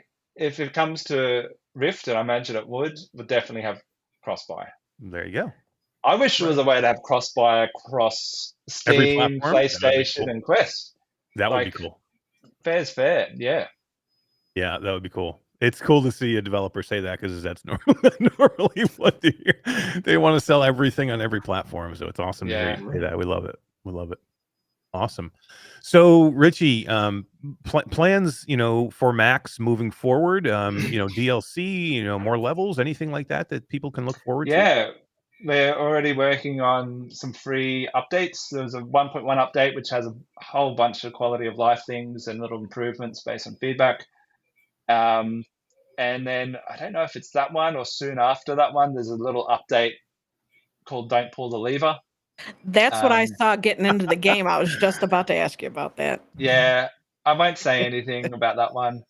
And after that, that's yet to be decided. If people are loving the game, if the word is spread like we're hoping it will, yeah, of course there'll be more stuff coming out. Maybe some of those lost levels. Ooh, that's what Wes said. The Wes said director's cut. That's why I said all those old levels. Richie's director's cut. The lost levels. Would be cool. One of the things our level designers would love to do is make a really hard level, or a couple like really hard. Yeah, I would absolutely love it. It's one of the secret things I love about secret. It's one of the things I love about platformers. And like I'm an old school platformer. I remember going and doing levels over and over and over and over again, having to memorize things to get through levels. Like those were some of the things that I know some people get frustrated with, but I don't know. Some of those things are I freaking love it, man. Yeah, me too. Like that first level where you have the timed, where you have to hit all the targets, and I think you get 25, 50. I can't tell you how many times I'm like, damn, I know I can get 9. Damn, I know I can get 9. Again, green, go, do it again. I eventually got it, but yeah, I love that kind of stuff. Yeah. Do you know those mini games? So you're talking about the mini games with the plunger, and you have to hit the targets really quickly. Oh, right. Okay. Do you want me to tell you the story behind those levels? Oh, heck yeah. Okay, so a couple of things.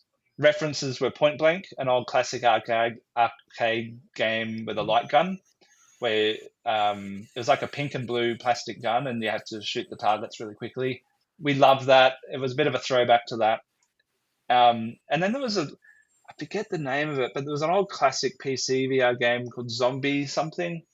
And one of the levels in that, you had to hit 3 targets in less than 2 seconds. I'm like, oh, that was fun. I remember playing that over and over and over and over again just to shave off a millisecond. And then we're like, let's make some levels with those as inspiration, right? So there's like 4 levels with that theme. One of them is a reference to Space Invaders. Sweet.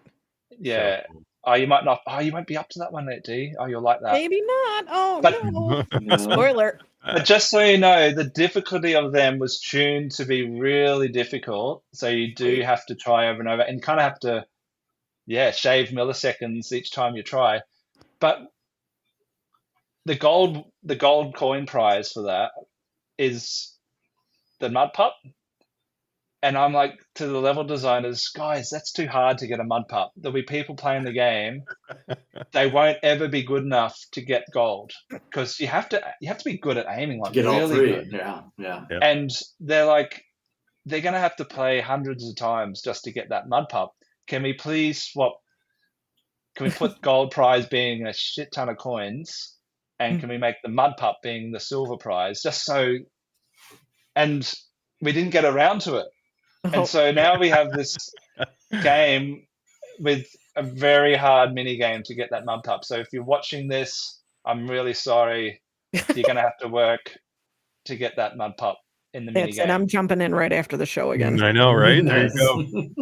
That's what it is, and that's my hope. Challenge that's my hope right here for everybody who's watching now, and my hope for everybody who's watching afterwards. Go if you haven't heard about Max Mustard yet. Go get it. Now I'm 100% telling you that I recommend it. Todd recommends it. D recommends it. Richie definitely recommends it. But go get it right now. I want to say something more than recommend it. I'm like, if you play it, I don't know what Meta's time limit is on refunds. Like 2 hours. Okay, if you play it and you're not into it in the first arc, please just refund it. Like, I would just be so happy that you tried it and there's no hard feelings that you refunded it. Like, I'll just be happy that you tried it. I'm convinced that if you get there, you'll be like, I want to keep going because that's what all the testers say. So I have that 100%. personal, like, I'm like, that's something I would guarantee. Yeah, and I've had dozens of games go through the lab, and this is by far the favorite of all of them. That makes me feel nice. Thanks. I don't think I made it out of the first level without thinking, "Oh, I love this game." And I love that you just said that, Richie, because that you only say those things when you really mean it and you really feel that way. And I get it because the game is that good. There's no reason that anybody would ever get in there and want to return this game once you get in it. I guarantee you're gonna have a blast when you go in there and you try it. But please, guys, go in and try it. And then, again, if you want to try it on Steam, go wishlist it. It is coming to PlayStation soon. It's going to be amazing there. Todd, we did a big giveaway during the lead up to the wish list. Oh yeah. Yep, we did. Richie and Toast and the whole team at Toast Interactive was nice enough to give away a couple of things. We had a Quest headset, right, for the grand prize winner. Grand prize was the Quest 3 headset. Yep. And then the second prize and third prize were these Max Mustard merch kits, which is like a T-shirt, a bag, a 3D poster with glasses, and codes for an art book. Yeah, which nobody has seen yet. There are a very limited number of these PR boxes that are going to be landing very shortly to some of the media and then some of the creators that we all love to follow and see, and they're going to be checking them out. Very rarely are there enough to give away to just everybody. And Toast was nice enough to take a couple of those aside and put them in this giveaway, and we have 2 to give away. Hell yeah, we do, and we drew the winners on launch day. Yeah, which is cool, and we're gonna announce them right now live, which is great. We're gonna be able to do it right live on air, and I gotta tell you, I mean, sometimes there's usually the grand prize is usually some type of headset or something tech that's really, really nice, but to me, guys, I love my PR boxes. I show them off behind me all the time because they're so amazing. Like, these are things you can't get normally. These are the ones Right. that You these need are yeah, you need it because it's so hard to get. Like, you can It's the you can go buy a collectibles, Quest. right? Yeah. Yep. Yeah, like, everybody go buy a Quest. These collectibles are awesome, and the stuff from Max is so good. Todd, do we have a picture of it somewhere? I'd just The love to show poster. everybody. That Yeah, poster the is 3D the Should piece. the have It is 3D it. this don't poster that's awesome. man. Oh my god. Want Did that. you like the poster, Matt D? Dude, that's freaking the poster, and then what you get The what 3D is it? glasses. The Yes, 3D dude. glasses with the poster. That's so Yeah. unique now. And Ah, man, That makes me feel so good because I made that one. Ah, I was like, nice. nice, I was dude. like, what can I contribute to the pack? And I'm like, I love the poster. I'm gonna make a Good 3D job. poster. So if you're listening, the poster, you know those old red and blue 3D glasses? 3D. Well, Yeah. it's a bit of a throwback. And I remember as a kid, I went to this thing in my home city in Brisbane called World Expo 88. This is in 1988. And I remember going into the Japan portion of this, and they had a little video animation with the red and blue 3D glasses. And that was probably my first exposure to some sort of depth in entertainment. And I was like blown away, and it just stuck with me. So I'm like, I'm going to make our poster into a 3D version of that. So That's we Very cool. photoshopped one of our posters, added depth maps to it, and red and blue. And so now when you get the poster, you get the 3D glasses, and it just makes the poster pop out of the wall. I Yeah, used to get comics all the time with the that's right. reading it Yes. around the Yep. blue. Yeah, right. Yeah. I love these types of things, and Mr. Tasselhoff is in the chat, and he said boxes will go out next week to the creators, and he said they are a labor of love, and Mr. Tasselhoff, who put a lot of these together, he's our procurement specialist over at Impact Reality, and he helped put a lot of these together, so I think he's very proud to show them off. Here's a little There bit it of a is. poster. That See is how so it's cool. got the red and blue Yeah, separated? Ugh, Yeah, you so can the see it's like poster, there's a blur memories, to it. man. Yeah. it kind of looks Dude. okay. This is just a test one, but it looks fine without the glasses as Right. well, because it's fairly subtle. But yeah, when you put the glasses on, it comes out of the wall. Yeah. Damn. Filozic says, "Oh, the giveaway is closed." Oh, yeah. Maybe. Hey, maybe there'll be maybe we do a follow up or something. That would be cool. Maybe we can figure something out to do another one for just doing one of the other PR boxes or something. We'll see. Maybe keep an eye posted. But Is it showing up? Yeah. Yeah. There we go. yeah, here we There you go. go. Oh yeah, there it is. So you get the cool Max Mustard shirt, which is amazing. The 3D glasses. There's a great tote bag too, Richie. That's really nice. Oh wow. And then there is a beautiful art book, Art book in the back. Cool. and then the poster, the 3D poster, and then Yep. yeah, that's awesome. So awesome. Super cool. Good job, Todd, grabbing that picture. The Yeah. Quest 3 doesn't come with every PR box, by the way. The Quest 3 is just for the grand prize winner for the giveaway. This is yes. Thank you for Which clearing we're gonna that. announce. We're gonna announce right now. We get to announce it and make some people really happy right now. Yeah. So the winner of the Quest 3. I know I'm going to butcher this name, so I'm also going to type it into chat. I know. I can't wait for you to actually say it. It's gonna be awesome. I know you just wanted me to say these names because there's no way I'm going to say this correctly. Her name is, or their name is, I think, Jaji Dong. Yeah. I think I got that right. They are. Let me just put it in chat if I can. Couldn't find quite it. hear you. Can you say it one more time for me? It was This nice. They are from Canada, actually. Wow, nice. This was the Quest 3 winner. Congratulations on the Quest 3. And very nice. I would pronounce that name exactly like you said it. Jaji. Right? Like when you look Dong. at it, it looks like Yeah. Jaji Dong. I think you did well. But think then you did you well. read Yeah. Denise as Dennis. Well, you know. Yeah, all right. You know. So yeah, that was for the Quest 3. Congratulations, Jaji. And we'll that'll be coming out to you very soon. And the And delivered by first Todd. merch kit. Yeah, right. First merch kit goes to Tawny Putman, who is from Florida. Yeah, they're from. I saw this one. They're from Newport Richie, which is not far from me. It's only about maybe 40 Newport minutes. Richie, that's where I right. am. Yeah, in if Newport that. Richie.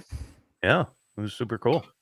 I would like to. Maybe I could deliver that one in person. I love doing that. There you It'd be go. cool. Bring it right to them. Yeah, that was fun, right? Yeah. And the last one is Jane Jackins, who is from looks like Minnesota. Ah, So Minnesota. I was gonna Minnesota. say, if you say Colorado, I'm out. Yeah, right. Yeah, and then no. Yeah, Canada, Florida. That would have been Yeah. amazing. That would've been Congratulations to hilarious. all the winners. That's really cool. Yeah, super cool. Yeah. Richie, thank you for coming on tonight and doing this. You've given us way more time than I think you probably wanted to. You've been here doing this for a while, and I appreciate It it. went super quick. I had a great time. Thanks for having me. Yeah, Awesome. I'd love to do it again. Really, there's so much to talk to you about. You're again. You're I honestly just have 100 more questions about You- Max you do. Mustard and And- the inception of it. So yeah, Yeah, so, and you're an awesome person, and I've been very blessed to meet you and your wife, your entire team, and we've had a chance to work together for the better part of almost a year now. And I just want to say I appreciate it. You guys are all amazing, and it's been one of the best experiences of my work life. So thank you.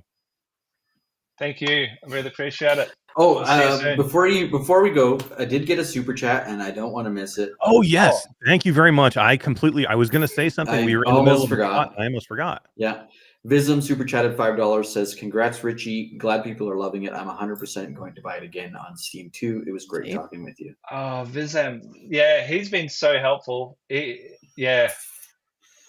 been great. I recognize the name. Nice. Good to see you. Thank you. Love it. Yes. Love it. Yeah, Inferno 9 had sent some super nice things earlier too, and just said thanks, Richie. Great interview. Earlier, I think they had mentioned. I saw quickly in chat how great the update just was. That the nice. new update. Yeah, I saw that a How couple times. amazing. Yeah.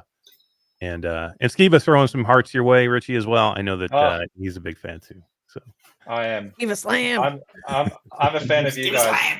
Skeeva Slam.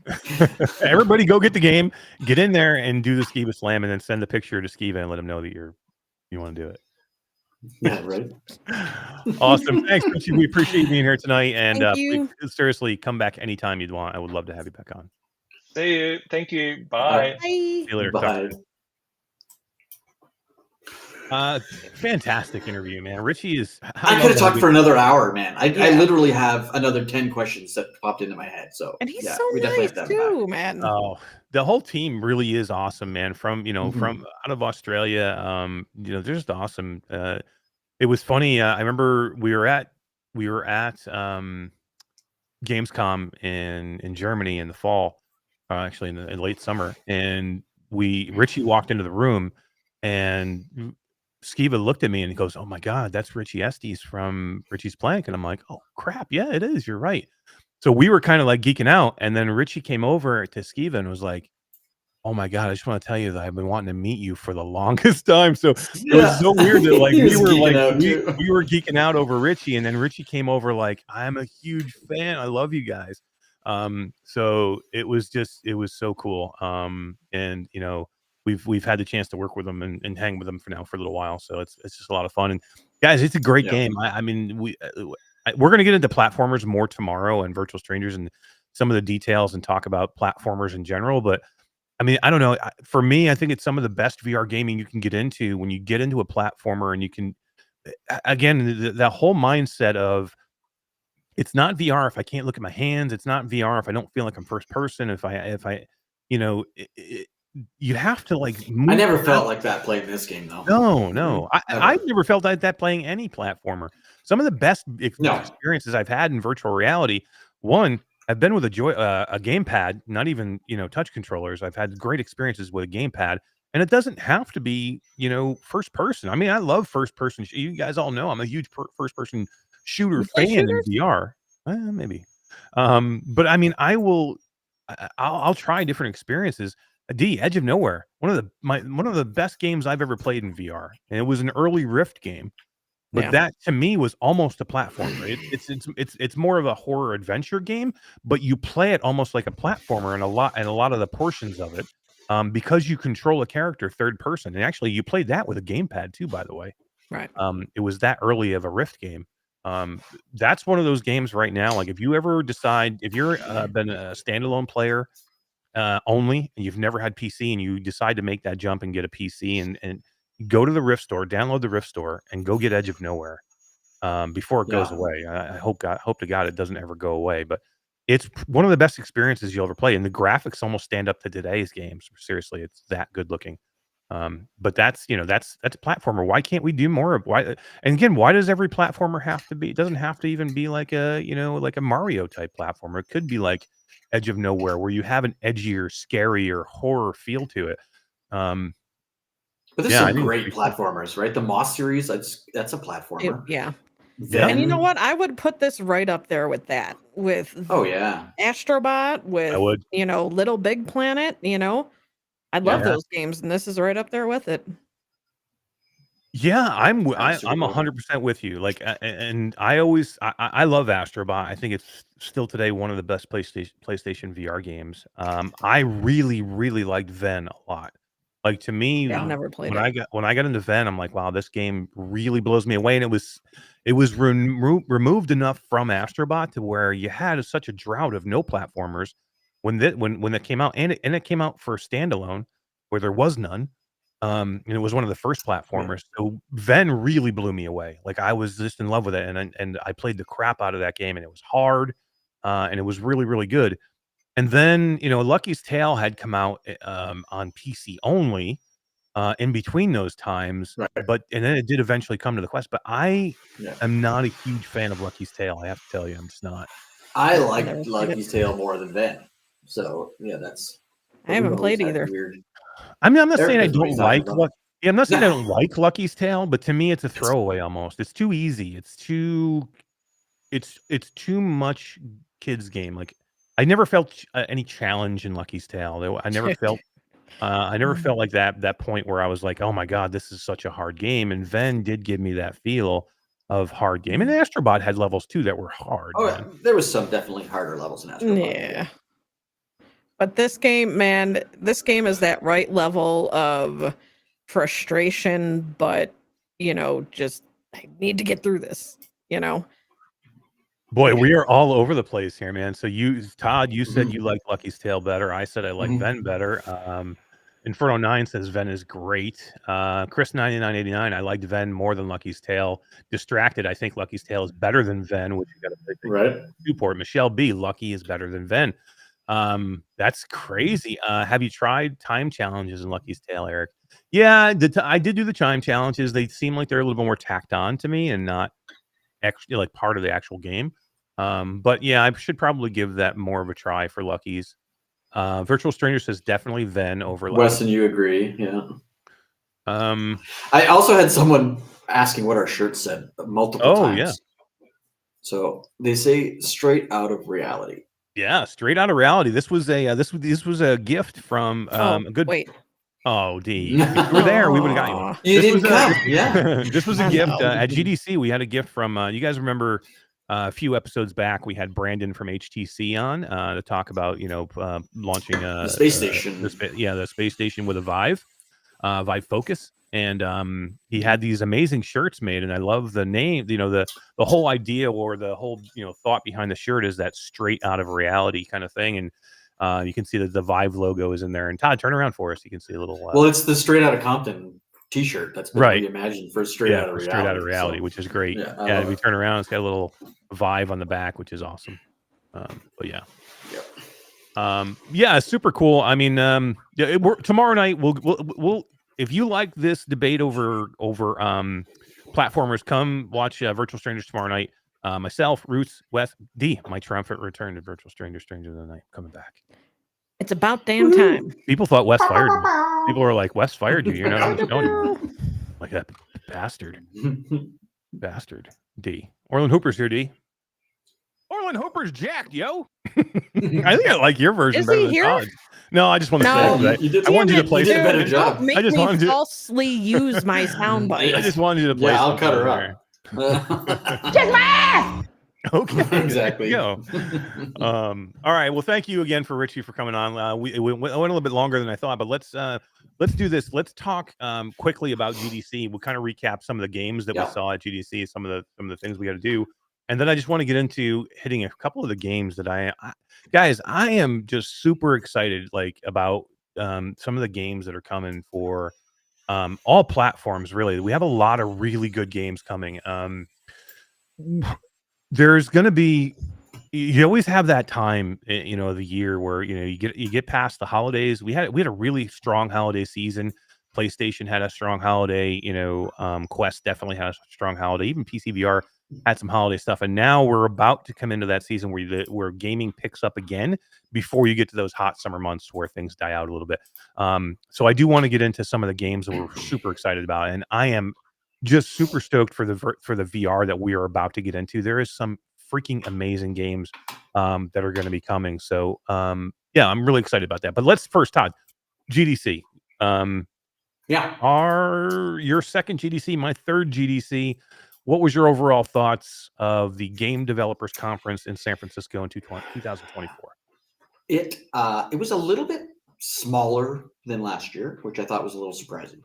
Well, surprising and not surprising at the same time, I guess. We have had definitely a slower year, and we knew that was happening. But it was very evident, I think, at GDC this year compared to last year.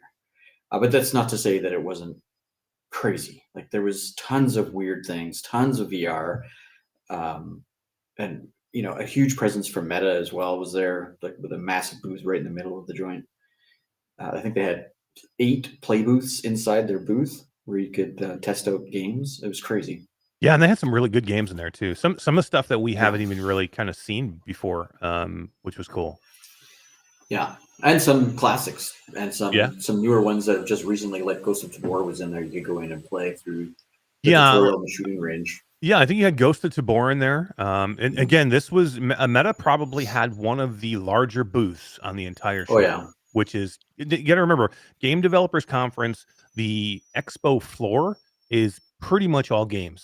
It's all games, and it's every game, not just VR. It's all flat games, mainly flat games. So for Meta to have one of the larger booths, like I only think that maybe Epic had a bigger booth, maybe one or two others, but Meta had one of the largest booths there. They had these huge prime location. Yeah, oh my God, it was the middle of the floor pretty much as soon as you walked. As soon as you walk in. Yeah, so GDC, the way it's set up is everybody has to funnel down these main escalators to get in from the main building. And once you do come to the bottom of those escalators, the whole show floor kind of opens up to you. And right in the middle is Meta. It's the first thing you see, man. It's awesome.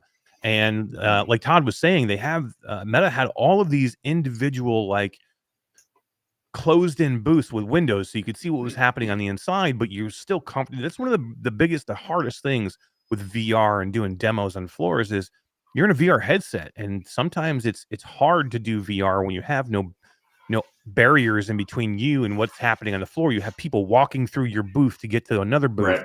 You know what I mean? So you have to be super careful. They did it right, Todd, I thought, which is they did these individual booths inside like of little their main apartments. booth. Yeah, exactly. Yeah, it was super cool. Little cubicles. Yeah, very cool, good, 10 by 10 cubicles. Yeah. But you could see inside of them, so everybody could still watch. And Right. you had Ghost of Tabor, you had I don't remember the whole you had list. Swordsman, you had Ghost of Tabor, Swordsman, I think Skyclimb maybe, which is a new game coming.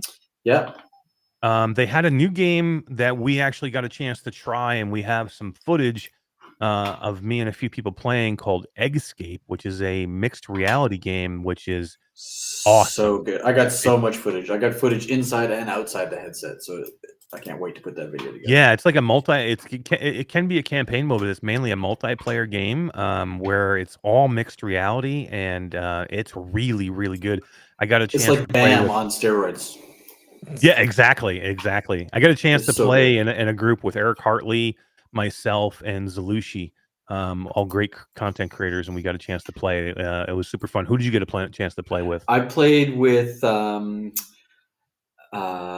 roommate. I'm drawing a blank. Justin Weeb. Yeah, right. Your roommate, and you don't even know. Yeah, I forgot his name. Justin Week. I hope he's not watching. And Reese the King. Oh man, Reese is such a good dude. It was so much fun. It was so fun. Reese And is then great. we had a developer that popped in every once in a while and was playing with us as well. So nice. Jenna it Sequoia was- says it they was- had Eggscape at South by Southwest last year, and Jenna, I'm wearing my South by Southwest hat. And yeah, I got a chance to meet Jenna in person last year, South by Southwest, and they did have it there, which was super cool.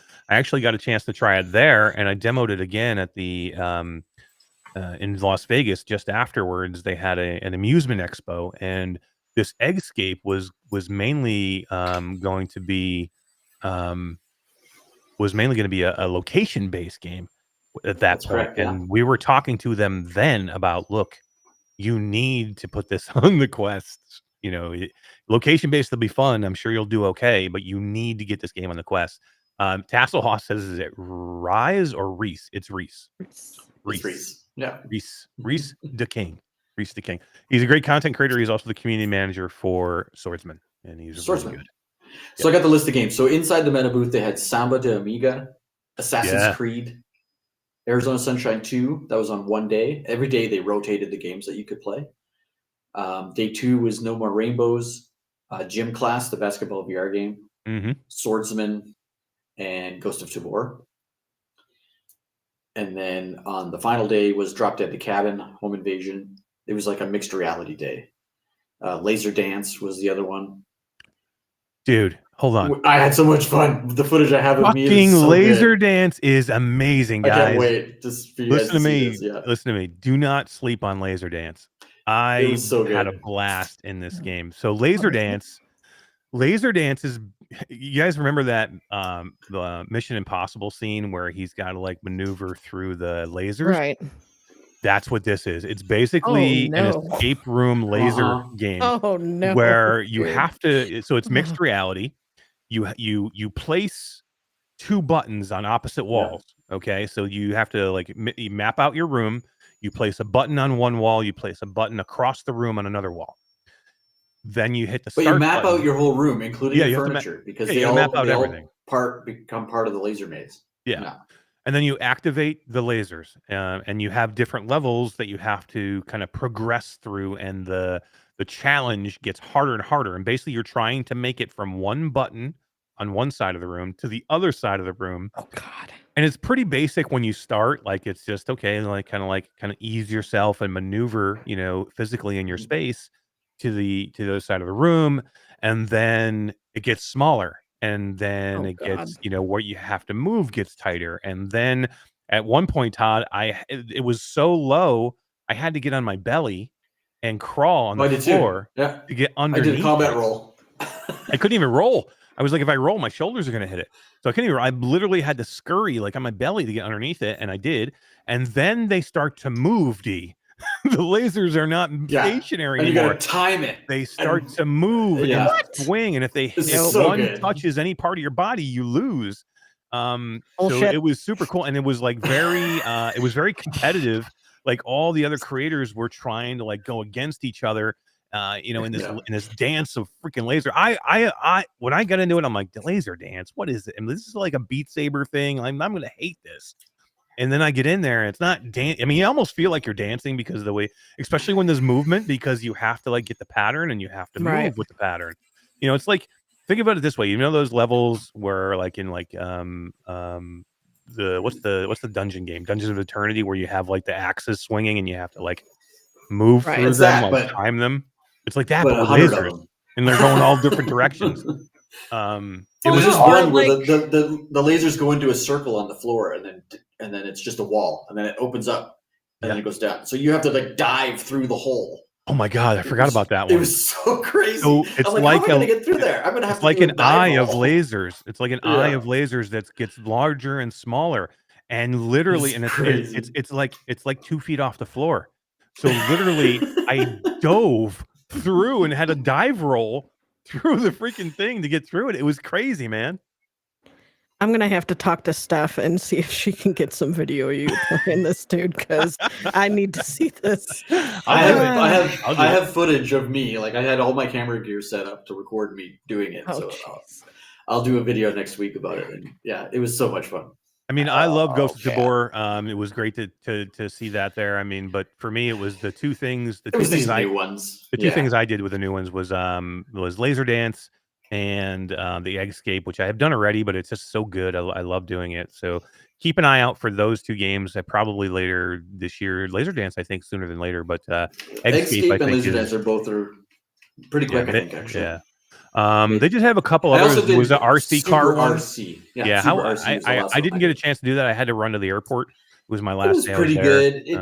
It was a little, I don't know, lackluster, and I don't know how early in development it is, but it did mix reality very well. Like you could play space. It's not like Trackcraft where you could just drive around on your carpet. You couldn't do that. You had to drive it on these tracks.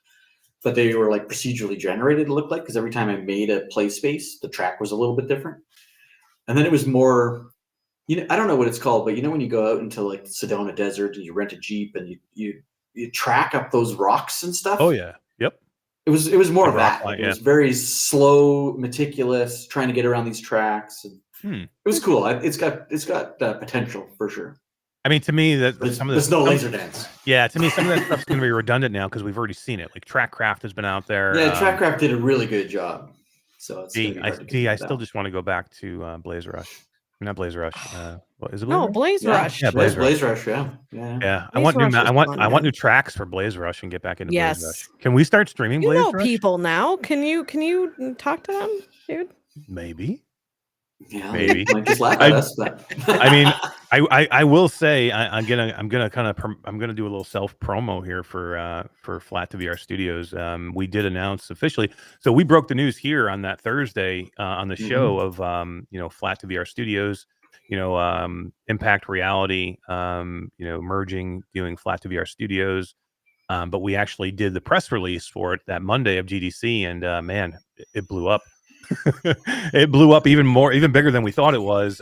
We put the press release out, and man, number one, Wes wrote a beautiful press release for it, and people are just really into it. And we really thought there would be. We are really looking forward to doing some really cool things with Flat to VR. You have a studio made up of passionate people who love virtual reality.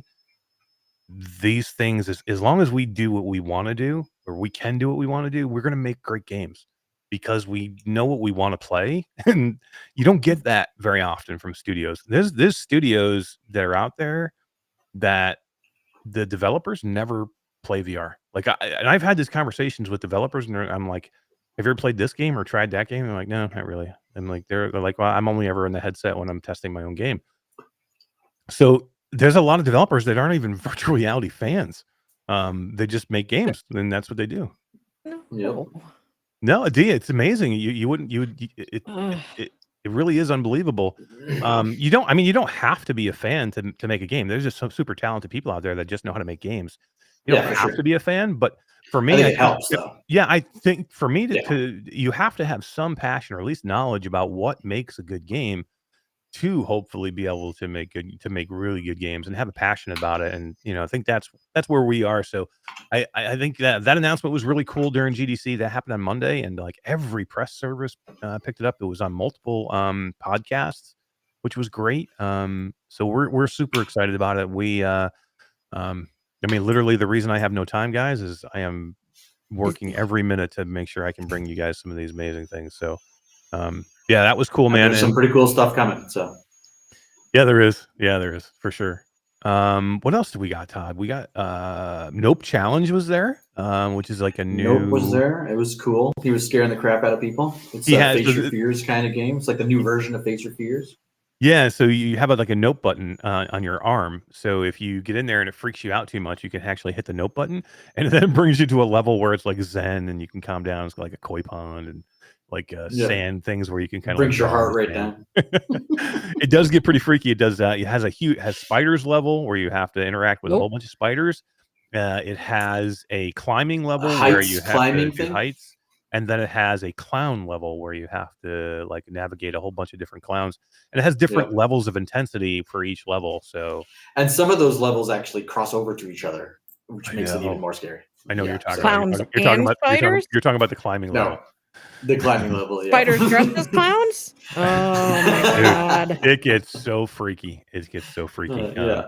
But that was really cool. And they were handing out, if you got through one of the stronger or one of the harder levels or one of the most intense levels, they were handing out lollipops with like bugs. Scorpions in them. There was a bugs, scorpion yeah. lollipop that you got a chance to give away. So the clown level is pretty cool for Nope Challenge. It definitely is. It's one of the intensity levels is very much like a Five Nights at Freddy level, which is cool. Right.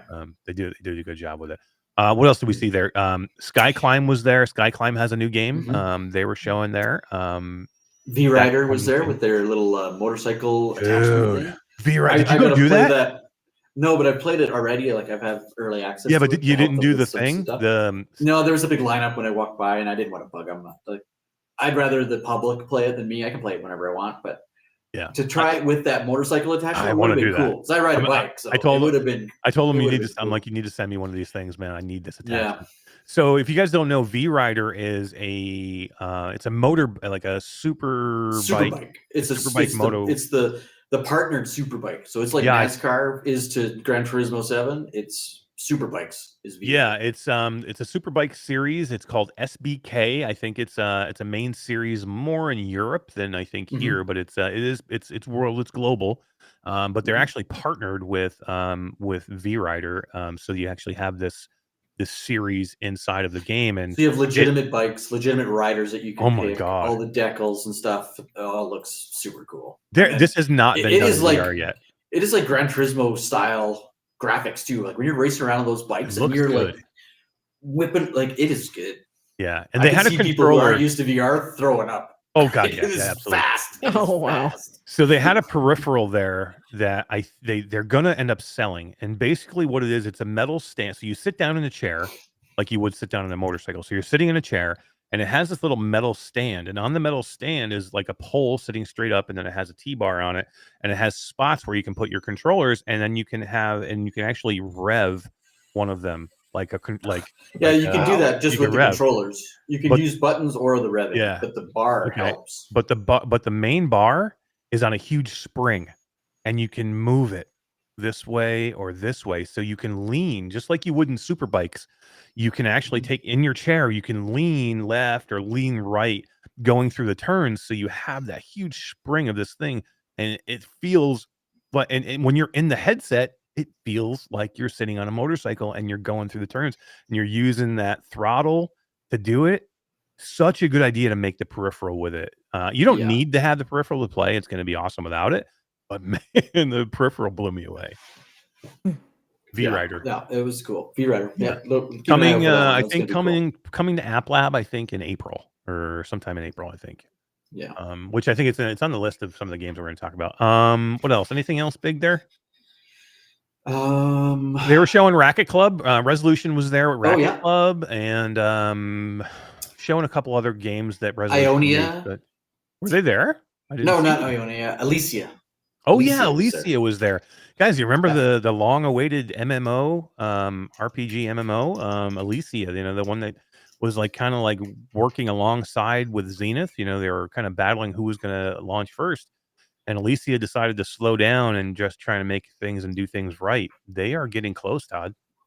Mm-hmm. Yeah, super close. They gave me access to a Steam Early Access build. So when I get back home, I'm going to log in and check out that, see what it's all about. So it looked pretty good on the demo. So. Yep, for sure. And so many other flat games. Like GDC is just known for the craziness. Like we saw, if you follow our YouTube channel, you'll see some shorts that I made. There was a game where you had to sit on a toilet the whole time. There was a game where you're in a lawn chair and you're rocking back and forth, shooting water at neighboring children as they're running across your lawn. There was a game where it was like speed climbing a ladder, but you sat on a chair with a ladder in front of you, and you had to do this on this ladder and climb up these levels. I'm sure. What'd you have to do? Such bizarre stuff. How'd you do it? Well, let me see that again. That's not the worst one. There was a Coke machine that you had to shake the Coke as hard as you could. Yeah, I got some awesome footage of just. You know who likes to shake something like that?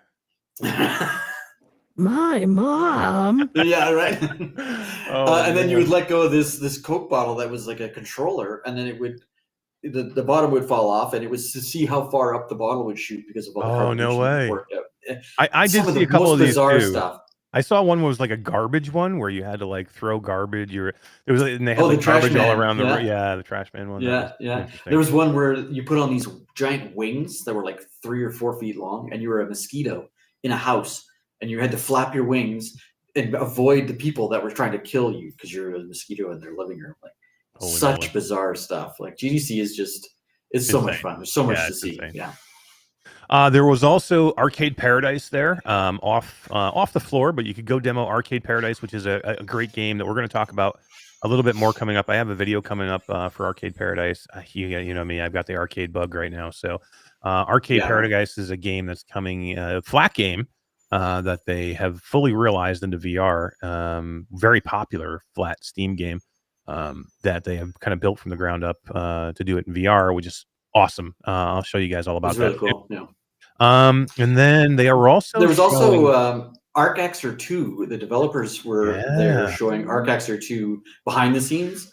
So Skeeva and I got to demo it, and they're going to send me some footage in an early access build so that I can make a video to show everybody what's coming. But they have done some new things with ArcXer 2, and it looked really, really good. I'm not going to give you too many hints until I get the footage to show everybody, but I was super impressed. Skeeva was grinning from ear to ear. Like I've got footage of Skeeva playing it, and it was really well done. Do they have a Skeeva Slam in the new ArcXer 2? You got to have a Todd Slam. Screw Skeeva. Oh man, Todd Slam. Todd Slam. You know who loves to do the Todd Slam? Right. My mom. Yeah, she does. Deed's got it now. I am the soundboard. Yeah, that's right. But yeah, that was there was a few other things kind of behind closed doors, but the biggest thing for me, the amazing people, Resolution Games, Paul Brady, Jamie, some of the amazing people there. So many other people. Fast Travel was there. Got a chance to see them and hang out. All the big players were there. It's just a really cool.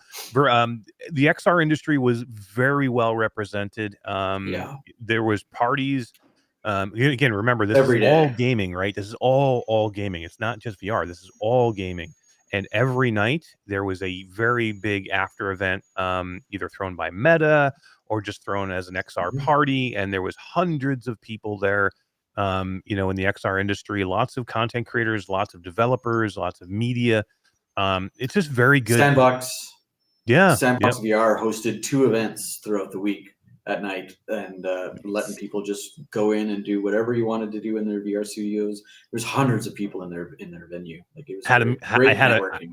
Yeah, absolutely. Had a great meeting with Pico, and I can't say what I did and what I met with, but I would say that I came out of that meeting extremely excited for Pico this coming year. So stay tuned. I'll have more news. Don't sleep on Pico. Yeah, Pico is not dead. Pico is not dead. I'll say that. And I was nervous. Trust me. I was saying it to, I think we were all like, I don't know what's happening with Pico. Like, I literally didn't know what was going to go down. They had canceled. We had heard they canceled the Pico 5, not from Pico, but there was just industry news that Pico was, no Pico 5, and they've canceled it. And then I was like, man, what are they going to do? Like, we had a rant where we were like, ByteDance is killing Pico. And I'm just telling you now that, they brought me in, showed me some stuff, and I am very much looking forward to what Pico has in store for everybody this year. That's all I can say. All right. Anything else, Todd, with GDC? I think that's it. I think that's it. Yeah. All right. Let's move on a little bit. I want to hit this quickly. As I said earlier, I think we're all pretty excited about, the games that we're going to be coming this year. And I just want to do a quick rundown because I think everybody can get that. Last year was not a good year for the video game industry in general. And I think people can get down a little bit and say, everybody, things are going on with PlayStation right now. We don't know what's happening. It's not, maybe the best time for PlayStation. Everybody's a little bit nervous about what's going on there. Nervous about, gaming in general. And then VR, always is in the forefront of, is VR dead? And man, I'm telling you, it is not dead. There are some amazing games coming. I just want to hit on a couple of things. We have a lot coming in April. There are still games that we're going to see in March and actually, no, this is last week of March. So no, this is it for March because what do we have? What do we have today? Something hit today.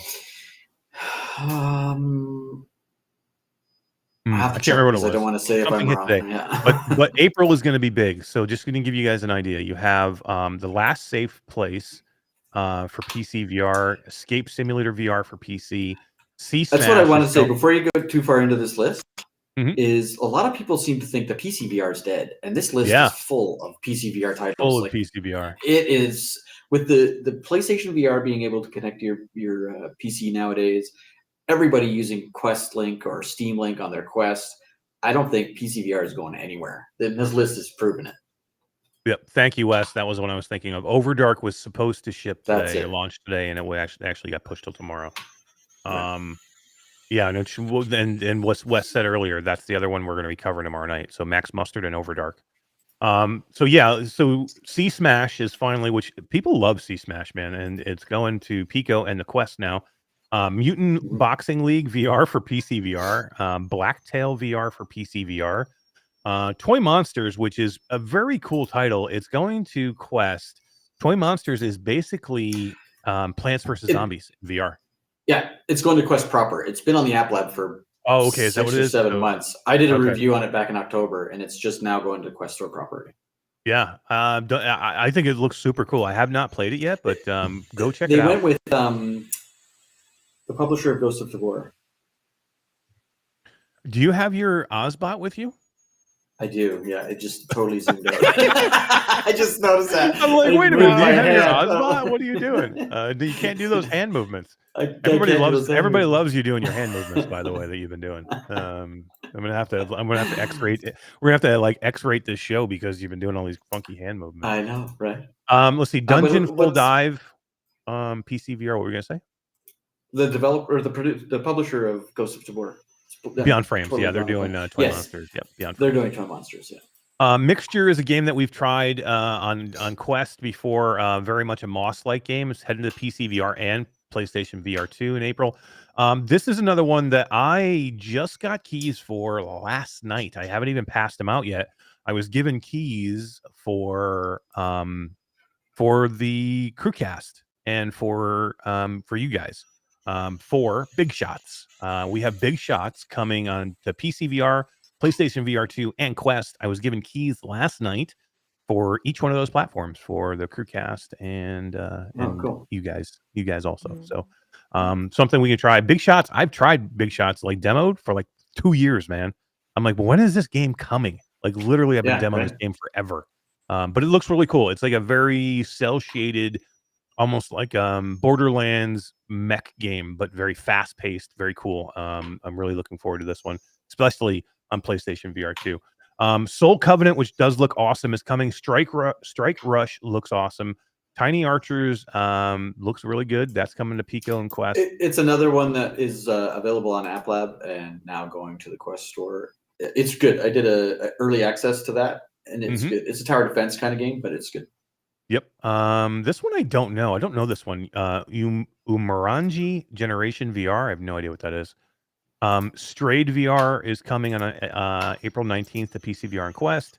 And Architects is coming. Secrets of Retropolis 2 is coming to Quest on April 25th. Is that coming out of the App Lab or something? I thought that was released. No, that's going. Nope, this is the second one. It's going straight to the Quest store. Yeah, but I thought the second one It's had been in maybe development it's for a 'cause- long time. Maybe it's because we've had access to it. Todd, one of our favorites is finally coming in April. The PC VR. Drunker Dead 2 is finally I know. coming. We've been talking about this game for a year or longer. Oh yeah. man, Mm. dude. $30 for Home Run Derby. Yeah, that's another one. Major League Baseball sponsored game, Home Run Derby VR. $30. Nope Challenge again. We talked about that. That's coming in April. May. We've got PlayStation version of Retropolis 2. We have the F1 2024, which is cool. I'm definitely getting into F1 for PC VR. And Assembly Required, which is a cool looking game. June, we've got Wanderer, Fragments of Fate for PC, PlayStation VR 2, and Quest. I cannot wait for this one, man. Can't wait. Yeah, that one. Definitely. Here is one that I did sleep on early on, and I don't know why, but it has piqued my attention to that. It's probably in my top 5 of my most anticipated games. Coming in Q2 is Arcanage. Arcanage looks fantastic. This is another title that's that's like quality graphic wise, like a Horizon Call of the Mountain kind of thing. Not coming to the Quest, only going to PSVR 2 and Steam. Yep. Looks good. Wes commented on this. That's why I thought it was already out. It was already out on Steam. Secret Metropolis 2 has been out on Steam. Now coming to Quest and PlayStation. I knew this has been out already because I knew I checked it out, but I thought maybe I had checked it out for an early access version. But again, Arcade Paradise is coming in Q2. That's going to be amazing, dude. You're going to have mixed reality when Arcade Paradise. So just to give you guys a heads up, you're going to be able to place arcade cabinets in your own environment. Like in your own room, you're going to be able to do mixed reality with that. That's going to be super cool. Blacktop Hoops is coming to some different platforms. That's kind of been out. Black Forge VR looks very cool. I'm excited about that one. Autodesk Workshop XR, Todd, for your work stuff is coming. Yeah, I'll have to check that out. I don't know. I haven't seen that one yet. So. Consortium VR is coming. Contractor Showdown is coming in Q2. Again, we got it this weekend. The Quest Creator Program. A whole bunch of us are going to be getting in and playing with the community and developers. So keep an eye out for that. I think that's public, right? I'm pretty sure it's public, right? I think so. Yeah, it's on their on the Quest Discord. If it's not, you're fired and you're out of the program. Blame Todd, guys. Blame Todd. It's not me. But yeah, we're gonna do that this weekend. That looks super cool. I'm looking forward to doing that. Crumbling, going to Pico. It's been out for a while. Dungeon Seekers, Drums Rock going to. It must be coming out. It's been out. Drums Rock's been out. So Quest in spring. I don't know. It must be. Did it go from App Lab or something? I don't even know. Five Nights at Freddy Help Wanted 2 in the spring. Gravity Royale. Max Mustard coming, it's listed as Q2 for PC VR and PlayStation VR 2.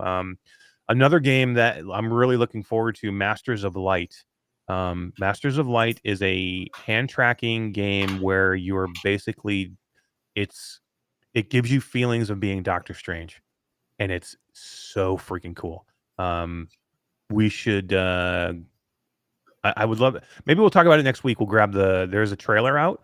You can wish list it now. Masters of Light, go check it out. It's on the Quest store. You can go wish list it now. I don't want to have Todd run and do the trailer now. Maybe we'll do it next week. But go check it out. The trailer is awesome. Definitely a Doctor Strange vibes type of game. It looks like it's like 40 levels of craziness. So yeah, that looks really good. The art style is awesome, and the music in it is great too. No More Rainbows is going to PlayStation VR 2. We've talked about Numata a couple of different times, PlayStation VR 2 and PC VR. Think about, oh my God, one of my favorite games of all time is going to PC VR in quarter 2. Star Tenders, Intergalactic Bartending. I can't wait. I can't wait for the video. I'm getting chills. Easy tonight now. Chills. The Burst is coming. I am very excited about the Burst. I hope this is so good. A good game. True Boxing VR. I don't know. Do we need more boxing? Why not? Bring it. Bare Knuckle Fighting. Multiplayer. Yeah, Bare Knuckle Fighting does look very cool. If it's better than Slap Fight Championship, it's got to be. That is the worst game I've ever seen. So all it needs is 2 sound effects, and it'll be better than Slap Champ. Whatever the hell it's called. Slap Fight Championship. What? Ricky? Yeah, yeah. What? Let's see. What else we got? VR Skater is going to Quest. Z-Grab Clash, PC VR. Zero Caliber 2 coming in spring. It sounds pretty awesome. Zero Caliber has it's been on the verge. Like Zero Caliber has been a game they've worked on forever. They've done a really good job bringing it from where it was PC, and then bringing it to Quest, and then making it what it is today. It's actually a pretty deep game. There are people that just don't like it, and there are people that absolutely love it. I'm kind of in the middle. I'm like, I think it's good. I don't think it's as good. I really enjoyed it. I did too. I think it's good. It wasn't one that I went back to though. So there are people out there that hate it. I know I won't play that game. Yeah, this is weird that there's hate for Zero Caliber. I don't understand it, but there is. I think they've learned a lot in the time that they've been developing. I'm hopeful Zero Caliber 2 is just kick ass and they kind of blow it out of the water. Brazen Blaze is a multiplayer game, very much anime style game of coming in summer of 2024 from My Dearest, who's a really, really good studio. Flock of the Low God, PC, VR, and Quest. It's a great name. It's on Steam. It's a great name. You can wishlist it now. It's early access. Flock of the Low God. Just Flock of the Low God. It looks terrifying. Yeah. Oh, yeah. Look at that. Immerse yourself in the terrifying world of Malum. Yeah, it looks like a horror. Yeah. Flock of the Low God game. Flock of the Low God. What was that Coming to a Steam. katana game? The lo-fi katana. Lo-fi katana. Lo-fi katana. I love Sounded that game. so good. It sounded so Trailer good, was and like, oh terrible. my god, this is trash. Let's see, Slender: The Arrival. That looks really cool. Slender looks cool. Starship Home looks very cool. Virtual Driving School. I mean, who doesn't want to do that in VR? Virtual driving. Right? School. It's perfect for some Charlie. people Are you kidding freaking me? need to. Yeah. What? Right? And then V Rider again. We talked about V Rider coming. And then we hit later in the year for 2024, and this is where things get super interesting. Affected the Asylum looks really interesting. We don't know what platforms it's going to be out for yet, but Affected the Asylum looks really interesting. Alchemist, Arcaxer 2 coming hopefully later this year. We just talked about that. Astro Hunters, Attack on Titan. Todd, we've talked about this. I need to get into It's been bumped so many Attack on times. Titan. Yeah. I have. I'm worried about that title. Yeah, well, I mean, it's a huge franchise. I don't know a lot about it. I am going to start watching it. I want to talk about this too. Let me get through this list. There's something quick I want to talk about. Very exciting. Beat the Beats VR, Convergence, Defy, Demio Battles is coming to PlayStation. Dixtomia, Echo Wars, Road Rage, Epica, Farcaster, Gargoyle Doyle. I don't know. Ghost of Tabor is coming to PlayStation VR and Pico. Glitch MOBA, God of Rifts is coming. Gunman Contracts is awesome. Looks awesome. Standalone Gunman Contracts. Gunman Contracts was from Half-Life Alyx 2. It was a mod from Half-Life Alyx 2 where you got to play like a gun, almost like a John Wick type game called John Wick. Yeah. Grim is coming. Heroes Forever, Intersolar, Into the Radius 2, Jurassic Snap, Laser Dance. We talked about. Level Up Your Body, Leroy. If you guys haven't heard anything about Leroy, go check out Wes's his last press release for Leroy. That thing was kick ass. That game it's a meme game. It looks so much fun. Mannequin is coming. We've seen some of that. Memoriam is coming. Here's another one right now that I think looks awesome, and I'm really looking forward to. Metal Hellslinger VR. This is like metal music meets Pistol Whip. Cool. Melt your face off. I'm there. I'm down. Metro Awakening VR, Mobile Suit Gundam, which was just announced not too long ago. Mythic Realms. Mythic Realms is a all mixed reality like dungeon game where it's like a full almost MMO but a mixed reality. Out of Hand, we've talked about that game in the past, going to PC finally. Overdark, a Do Not Open story, going to PC VR later this year. Polygon VR, Requisition VR. Talk to the Requisition guys in GDC and going to Quest finally. So that's pretty cool. Behemoth is coming. Space Drop, Strayed is going to PC, PlayStation VR. Stride Fates is going to PC. Sushi Ben, your favorite game, Sushi Ben, going to PC and PSVR too. Yeah, it's a great game. Don't knock it. Yeah, right. The great PC game Wandering in Space is going online. You're going to have an online multiplayer conversion for Wandering in Space, going to PC VR and PlayStation VR 2. Or of Being, Jupitergrad is going to Jupitergrad 2 is going to PlayStation. Zona Origin, Zombie Army. That looks good. Yeah. That looks good. I can't wait for that one.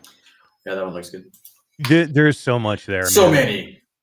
And that's just what's been announced. Do you realize how many things haven't been announced yet?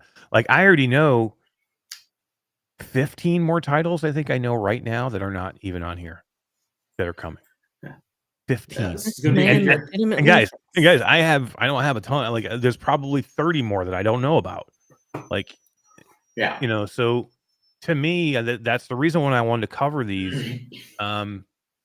There is a ton coming. Like, when we're all like doom and gloom and all these studios closing, and, oh my God, developers aren't going to make games anymore, and what's going to happen? Nobody's going in. I mean, some of the bigger companies who have been doing things improperly for a few years, and and don't have a good path for how to do virtual reality games, yeah, they might go. And sometimes you need to, and this is unfortunate, sometimes you need things to die and go away to make room for other things. And that's what happens. Yeah. And sometimes these studios and stuff are closing just because they're reallocating money to new things. Mm-hmm. And we've just listed off a crap load of new things. So yeah, VR's not going anywhere. 100%. And I can just tell you the enthusiasm for virtual reality, even from the developers who had a tough year. Again, they all had a tough year, but they're super enthusiastic moving forward. there's not many who are just like, yeah, I'm giving up. Like I don't know that many that are just like, yeah, I'm done. I think I'm done. You know what I mean? I think I'm gonna go make flat games. I mean, I'm not seeing it. You know what I mean? So don't worry. Games are coming. Developers are more excited than ever. We have new hardware coming this year. You know, it's going to be a good year. I'm really excited. And you know me, I get pessimistic sometimes and like to rant, and I'm not. I'm super excited. Yeah, it's going to be a good year. I'm excited. I want to talk about one thing before we go. Okay. Halo, the TV show. Did you finally watch it? I am in towards the end of the first season. Been watching it on my Apple Vision Pro. Season 2 is so much better. I'm going to say a couple of things. I'm very excited about it. I am a huge Halo fan. If you could see my screen right now, my screensaver is Halo Infinity. I'm a huge Halo fan. I want to bring Halo to VR. Trust me, I'm working on this. I want to do this. I want to be the one who can do it. And I'm going to try. But I'm a huge Halo fan. So it's been out for a little, I don't know, how long has it been out now? Like a year? Maybe over a year. Like season 2 is new this year. Season 1 was last year. I'm this much of a Halo fan. I read books, and some of the books is like different canon and different books from different authors. But there's hundreds of books about Halo. You know what I mean? Different. It's like Star Wars, where you have different writers who write different canon across different timelines. Same thing with Halo. But I've read a ton of the books. I've played one of the games. I mean, I grew up on Halo, so I'm a huge fan. But when the show came out, I'm always worried about the shows, and then people were like, it's not good. It sucks. The first season is slow. And I'm like, dude, I don't want, I'm so much of a fan that if I go in there and I watch it and I hate it, I'm going to be depressed. And I'm like, I can't do that to myself. So I'm like, I'm not going to watch it. I'm just not going to watch it. I won't bring it into my brain. Halo will stay the amazing thing that it already is. And this won't tarnish it for me until Todd goes. I just binged the first 2 seasons of Halo and it's freaking amazing. Yep. And now I'm like, well, what the hell? There's parts of it that don't really follow the story and the lore, but I didn't care. Like it was so well done. I'm probably almost through the first season. Okay, I'm like maybe an episode or 2 away from the end of the first season. I understand why people got upset with it. They neutered the Master Chief in the first season here. They have made like the first episode is kick ass Halo. I mean, it is just it gives you the sense of what a Spartan is all about. It makes it makes the Master Chief feel like the original Halo. When you became the Master Chief in the first Halo, and you came out of cryostasis as him, and you started, you know, the ship's freaking being taken over, and you start shooting and killing things, and you feel like a complete badass. That's the Master Chief. Everywhere. Yeah, that's the Master Chief that you feel that you are here in the show. And then the second episode hits, and you're like, what the fuck just happened? Basically, you turned him into a little girl. Like, what are you doing to him? I'm like, what are you doing? Like, you know, he's going through this whole emotional journey. It's just a different way to go with it, you know, and that's why I'm not mad with it. Like, I get it. And trust me, I've read all the books. So because it's not following the games, I'm okay with. There's all kinds of canon. There's all kinds of canon for Halo. So there's many different. I've read books about Halo that didn't even have Master Chief in it. Like he wasn't even a part of it. Like I've read books where there was no Spartans at all. You know what I mean? There's been Halo books. Yeah. So I'm okay with them doing a different rendition on it. They're staying. The story is so well done. The character development is so good that you just are hooked on the character. I was anyway. Yeah. And the season ends with a cliffhanger. Like it's very well done. It's super cool, man. When you see them, have you not watched it, D? No, I have not. Oh, you got to try it, D. You got to do it, D. It is so good. Will. You have to go in with an open mind. They take his helmet off, and everybody was pissed off that now everyone knows what Master Chief. And they did it. They did it. Mandalorian helmet and the Mandalorians. And but at least in the Mandalorian, man, they made you wait a little bit. I mean, literally, I think they did. That's true. They did it in the first episode here. Was it third? No, it was early. It was early. It was like either the first or maybe second. It wasn't the first one though. Wasn't the first one. It was. I've watched it now for 3 nights, and it happened within my first sitting. So I don't know how many episodes I watched in the first sitting, but it happened in the first sitting of me watching episodes. So I'm like, holy crap! I just took his helmet off. I can't remember season 1. Yeah. But I don't know, and some of the other characters, and some of the other characters in there, I just haven't warmed up to yet. And I think you know who I'm talking about, the girl. Oh yeah. I'm just not You there. will. Yeah, I'm just not there with her. Like she's more of a pain in the ass for me at this point. I'm like, Yeah. But I mean, the first time you actually see him, drive the Warthog is cool. Or when you see what is it called, the Ghost, the Covenant, His little attack ship. Yeah. Yeah. super cool. When the first time you see one of the elites using the energy sword, or the first time you see one of the Covenants, the brutes. Holy crap! I haven't even seen the little guys yet. What do they call the little guys? Not the jackals. The jackals are the ones with the energy shields. What are the? You see a lot of those guys. Who are the tiny little guys? You see a ton of the tiny little guys. I can't Not yet though. I've been through almost the first season. I haven't seen one of them yet. Yeah. I've seen the big gauntlet guys too, like the big huge juggernaut dudes with the helmets on and stuff. Yeah, I've seen. You see the elites right from the beginning. You see the jackals in one of the episodes. You see the Needler, and like the Needler is awesome. Basically, cool. I have one of those. I know. D, you should see it. They use it here, and like it just blows your body up. Vaporizes with you. It. Yeah, like one dude. There's one of the Space Marines is on the back of a Warthog on one of the guns, and he gets hit with a Needler. And it takes a second, and all of a sudden, just boom! There's like a red burst of red, and like he's gone. See you later. He's out. The grunts, thank you, shapeshifter. The little grunts who are always talking in like their little language, and they have that the little high pitched voices. Haven't seen them yet. Which is they're a huge. It's funny because that's one of the when you're playing the game, that's like the first enemy you see. You don't even see the elites or the brutes till later on. It was pretty cool. It's been pretty cool. They're going down a whole different story path, which I think is cool. And the story doesn't follow anything I've ever read or seen in a game or anything. Yeah, I will say this: I'm very excited about it now. Like, but I understand why people felt the way they felt. Like, I wanted to talk to you about this tonight, just to say, look, I'm very excited about it. I'm very happy with it so far. But I did have that feeling, very much in the middle of that first season, where I'm like, man, they made Master Chief into a big pussy. Like, I want him to be a badass. Yeah, I felt the same way, but by the end of season 1, I was like, season 2, start. Yeah, I mean, he has bursts where he like, oh my god, he's like kick ass. You know what I mean? But man, if you're a Halo fan, 6'7" and an Adonis, the guy is a monster. Yeah. So when he's not wearing his armor, he's huge. Yeah. Yeah, and it's cool. It is cool to see some of the other Spartans, which is cool.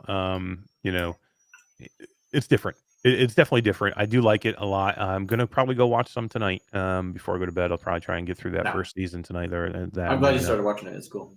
Yeah, I'm very excited. I want to talk about it. I almost forgot. Distracted in chat says I never played Halo for the story, and I'm right where with you. I played Halo for the action. See, I was into the story too, man. The whole idea with the Covenant and the Flood. I mean, Halo was all about the action. It was great, but I mean, as you got farther into the games, and then even into the second game, it did start to bring you through, and the whole relationship with Cortana, which is starting to unfold for me now. The Cortana relationship is a little weird here, but I do like it. But yeah, I mean, even in the books or the games, which is they're not adventure games, they're action games, right? But there is story there, and there's enough story that they made a whole bunch of books about them. There, I do like the story and all kinds of stuff. Yeah, for sure. But it's super cool. If you're a Halo fan, I think you should go watch it. Yeah, for sure. And man, I want Halo in VR. Oh my Halo God, in VR. You could the battles in season 2, dude. Imagine those in VR would blow your mind. Tell me that you can't take at least the first Halo and get it to play on the Quest 3. I think there are some brilliant people out there making video games, and man, it would be something I don't think you could probably get to work on the Quest 2. But if you just said, look, I'm not going to develop for the Quest 2 on this one, I'm just going to develop for Quest 3, I think it's definitely a possibility that you could do it. And I don't know, even if it was just true port of the exact same game, but allow me to fly one. Like what they're doing with Lara Croft. Yeah. But do it for the Halo. Yeah. Allow me to fly a Ghost. Allow me to drive a Warthog. Allow me to use the energy guns and use the energy sword. Allow me to use the repulsor rifle and the handgun, man. Be in that universe, and man, I'm just telling you right now, there is enough people I think that are like me and you and D who grew up with Halo that would just pull people. I mean, that's one of those games that would pull so many people into VR, I think. But I mean, and it doesn't stop at just like the story game with that. Like, there's the online multiplayer. You can Yeah. do the frickin' death matches. You can do all that stuff with frickin' Halo. Oh, that'd be great, dude. I think it could happen. I think it could happen. And I want Cool. Well, let's do it. Yep, let's do it. All right, guys. I think that's going to be it for us. I hope you enjoyed the show. Richie was awesome. It was good to get back with you guys, Todd and Dee, and do this again. I can't wait to do next week's show. Everybody will be home. It'll be back to normal. And we're going to put on a great show for you guys. I promise. Tomorrow night, go check out Virtual Strangers. Strangers of the Night, me, Wes, and Roots back in action, and then Virtual Strangers again on Sunday, I believe. Wes will have to confirm that, but I believe on Sunday. And then Crewcast will be back in action. Crewcast on the following Monday. So shit, that's a lot of MASH. Holy crap. It's a lot of MASH. It's too much MASH. Make up for lost MASH time. Lost MASH. I love That's it. right. And you're going to live stream on Saturday. So maybe I'm going to try. We talked about it earlier. I'm going to try and start live streaming again. We'll see. I'll do it again. Yeah. I miss hanging out and playing video games with people, and we'll try and do it for sure. All right, guys, you're awesome. We'll catch you next week. Peace, everybody. bye, guys.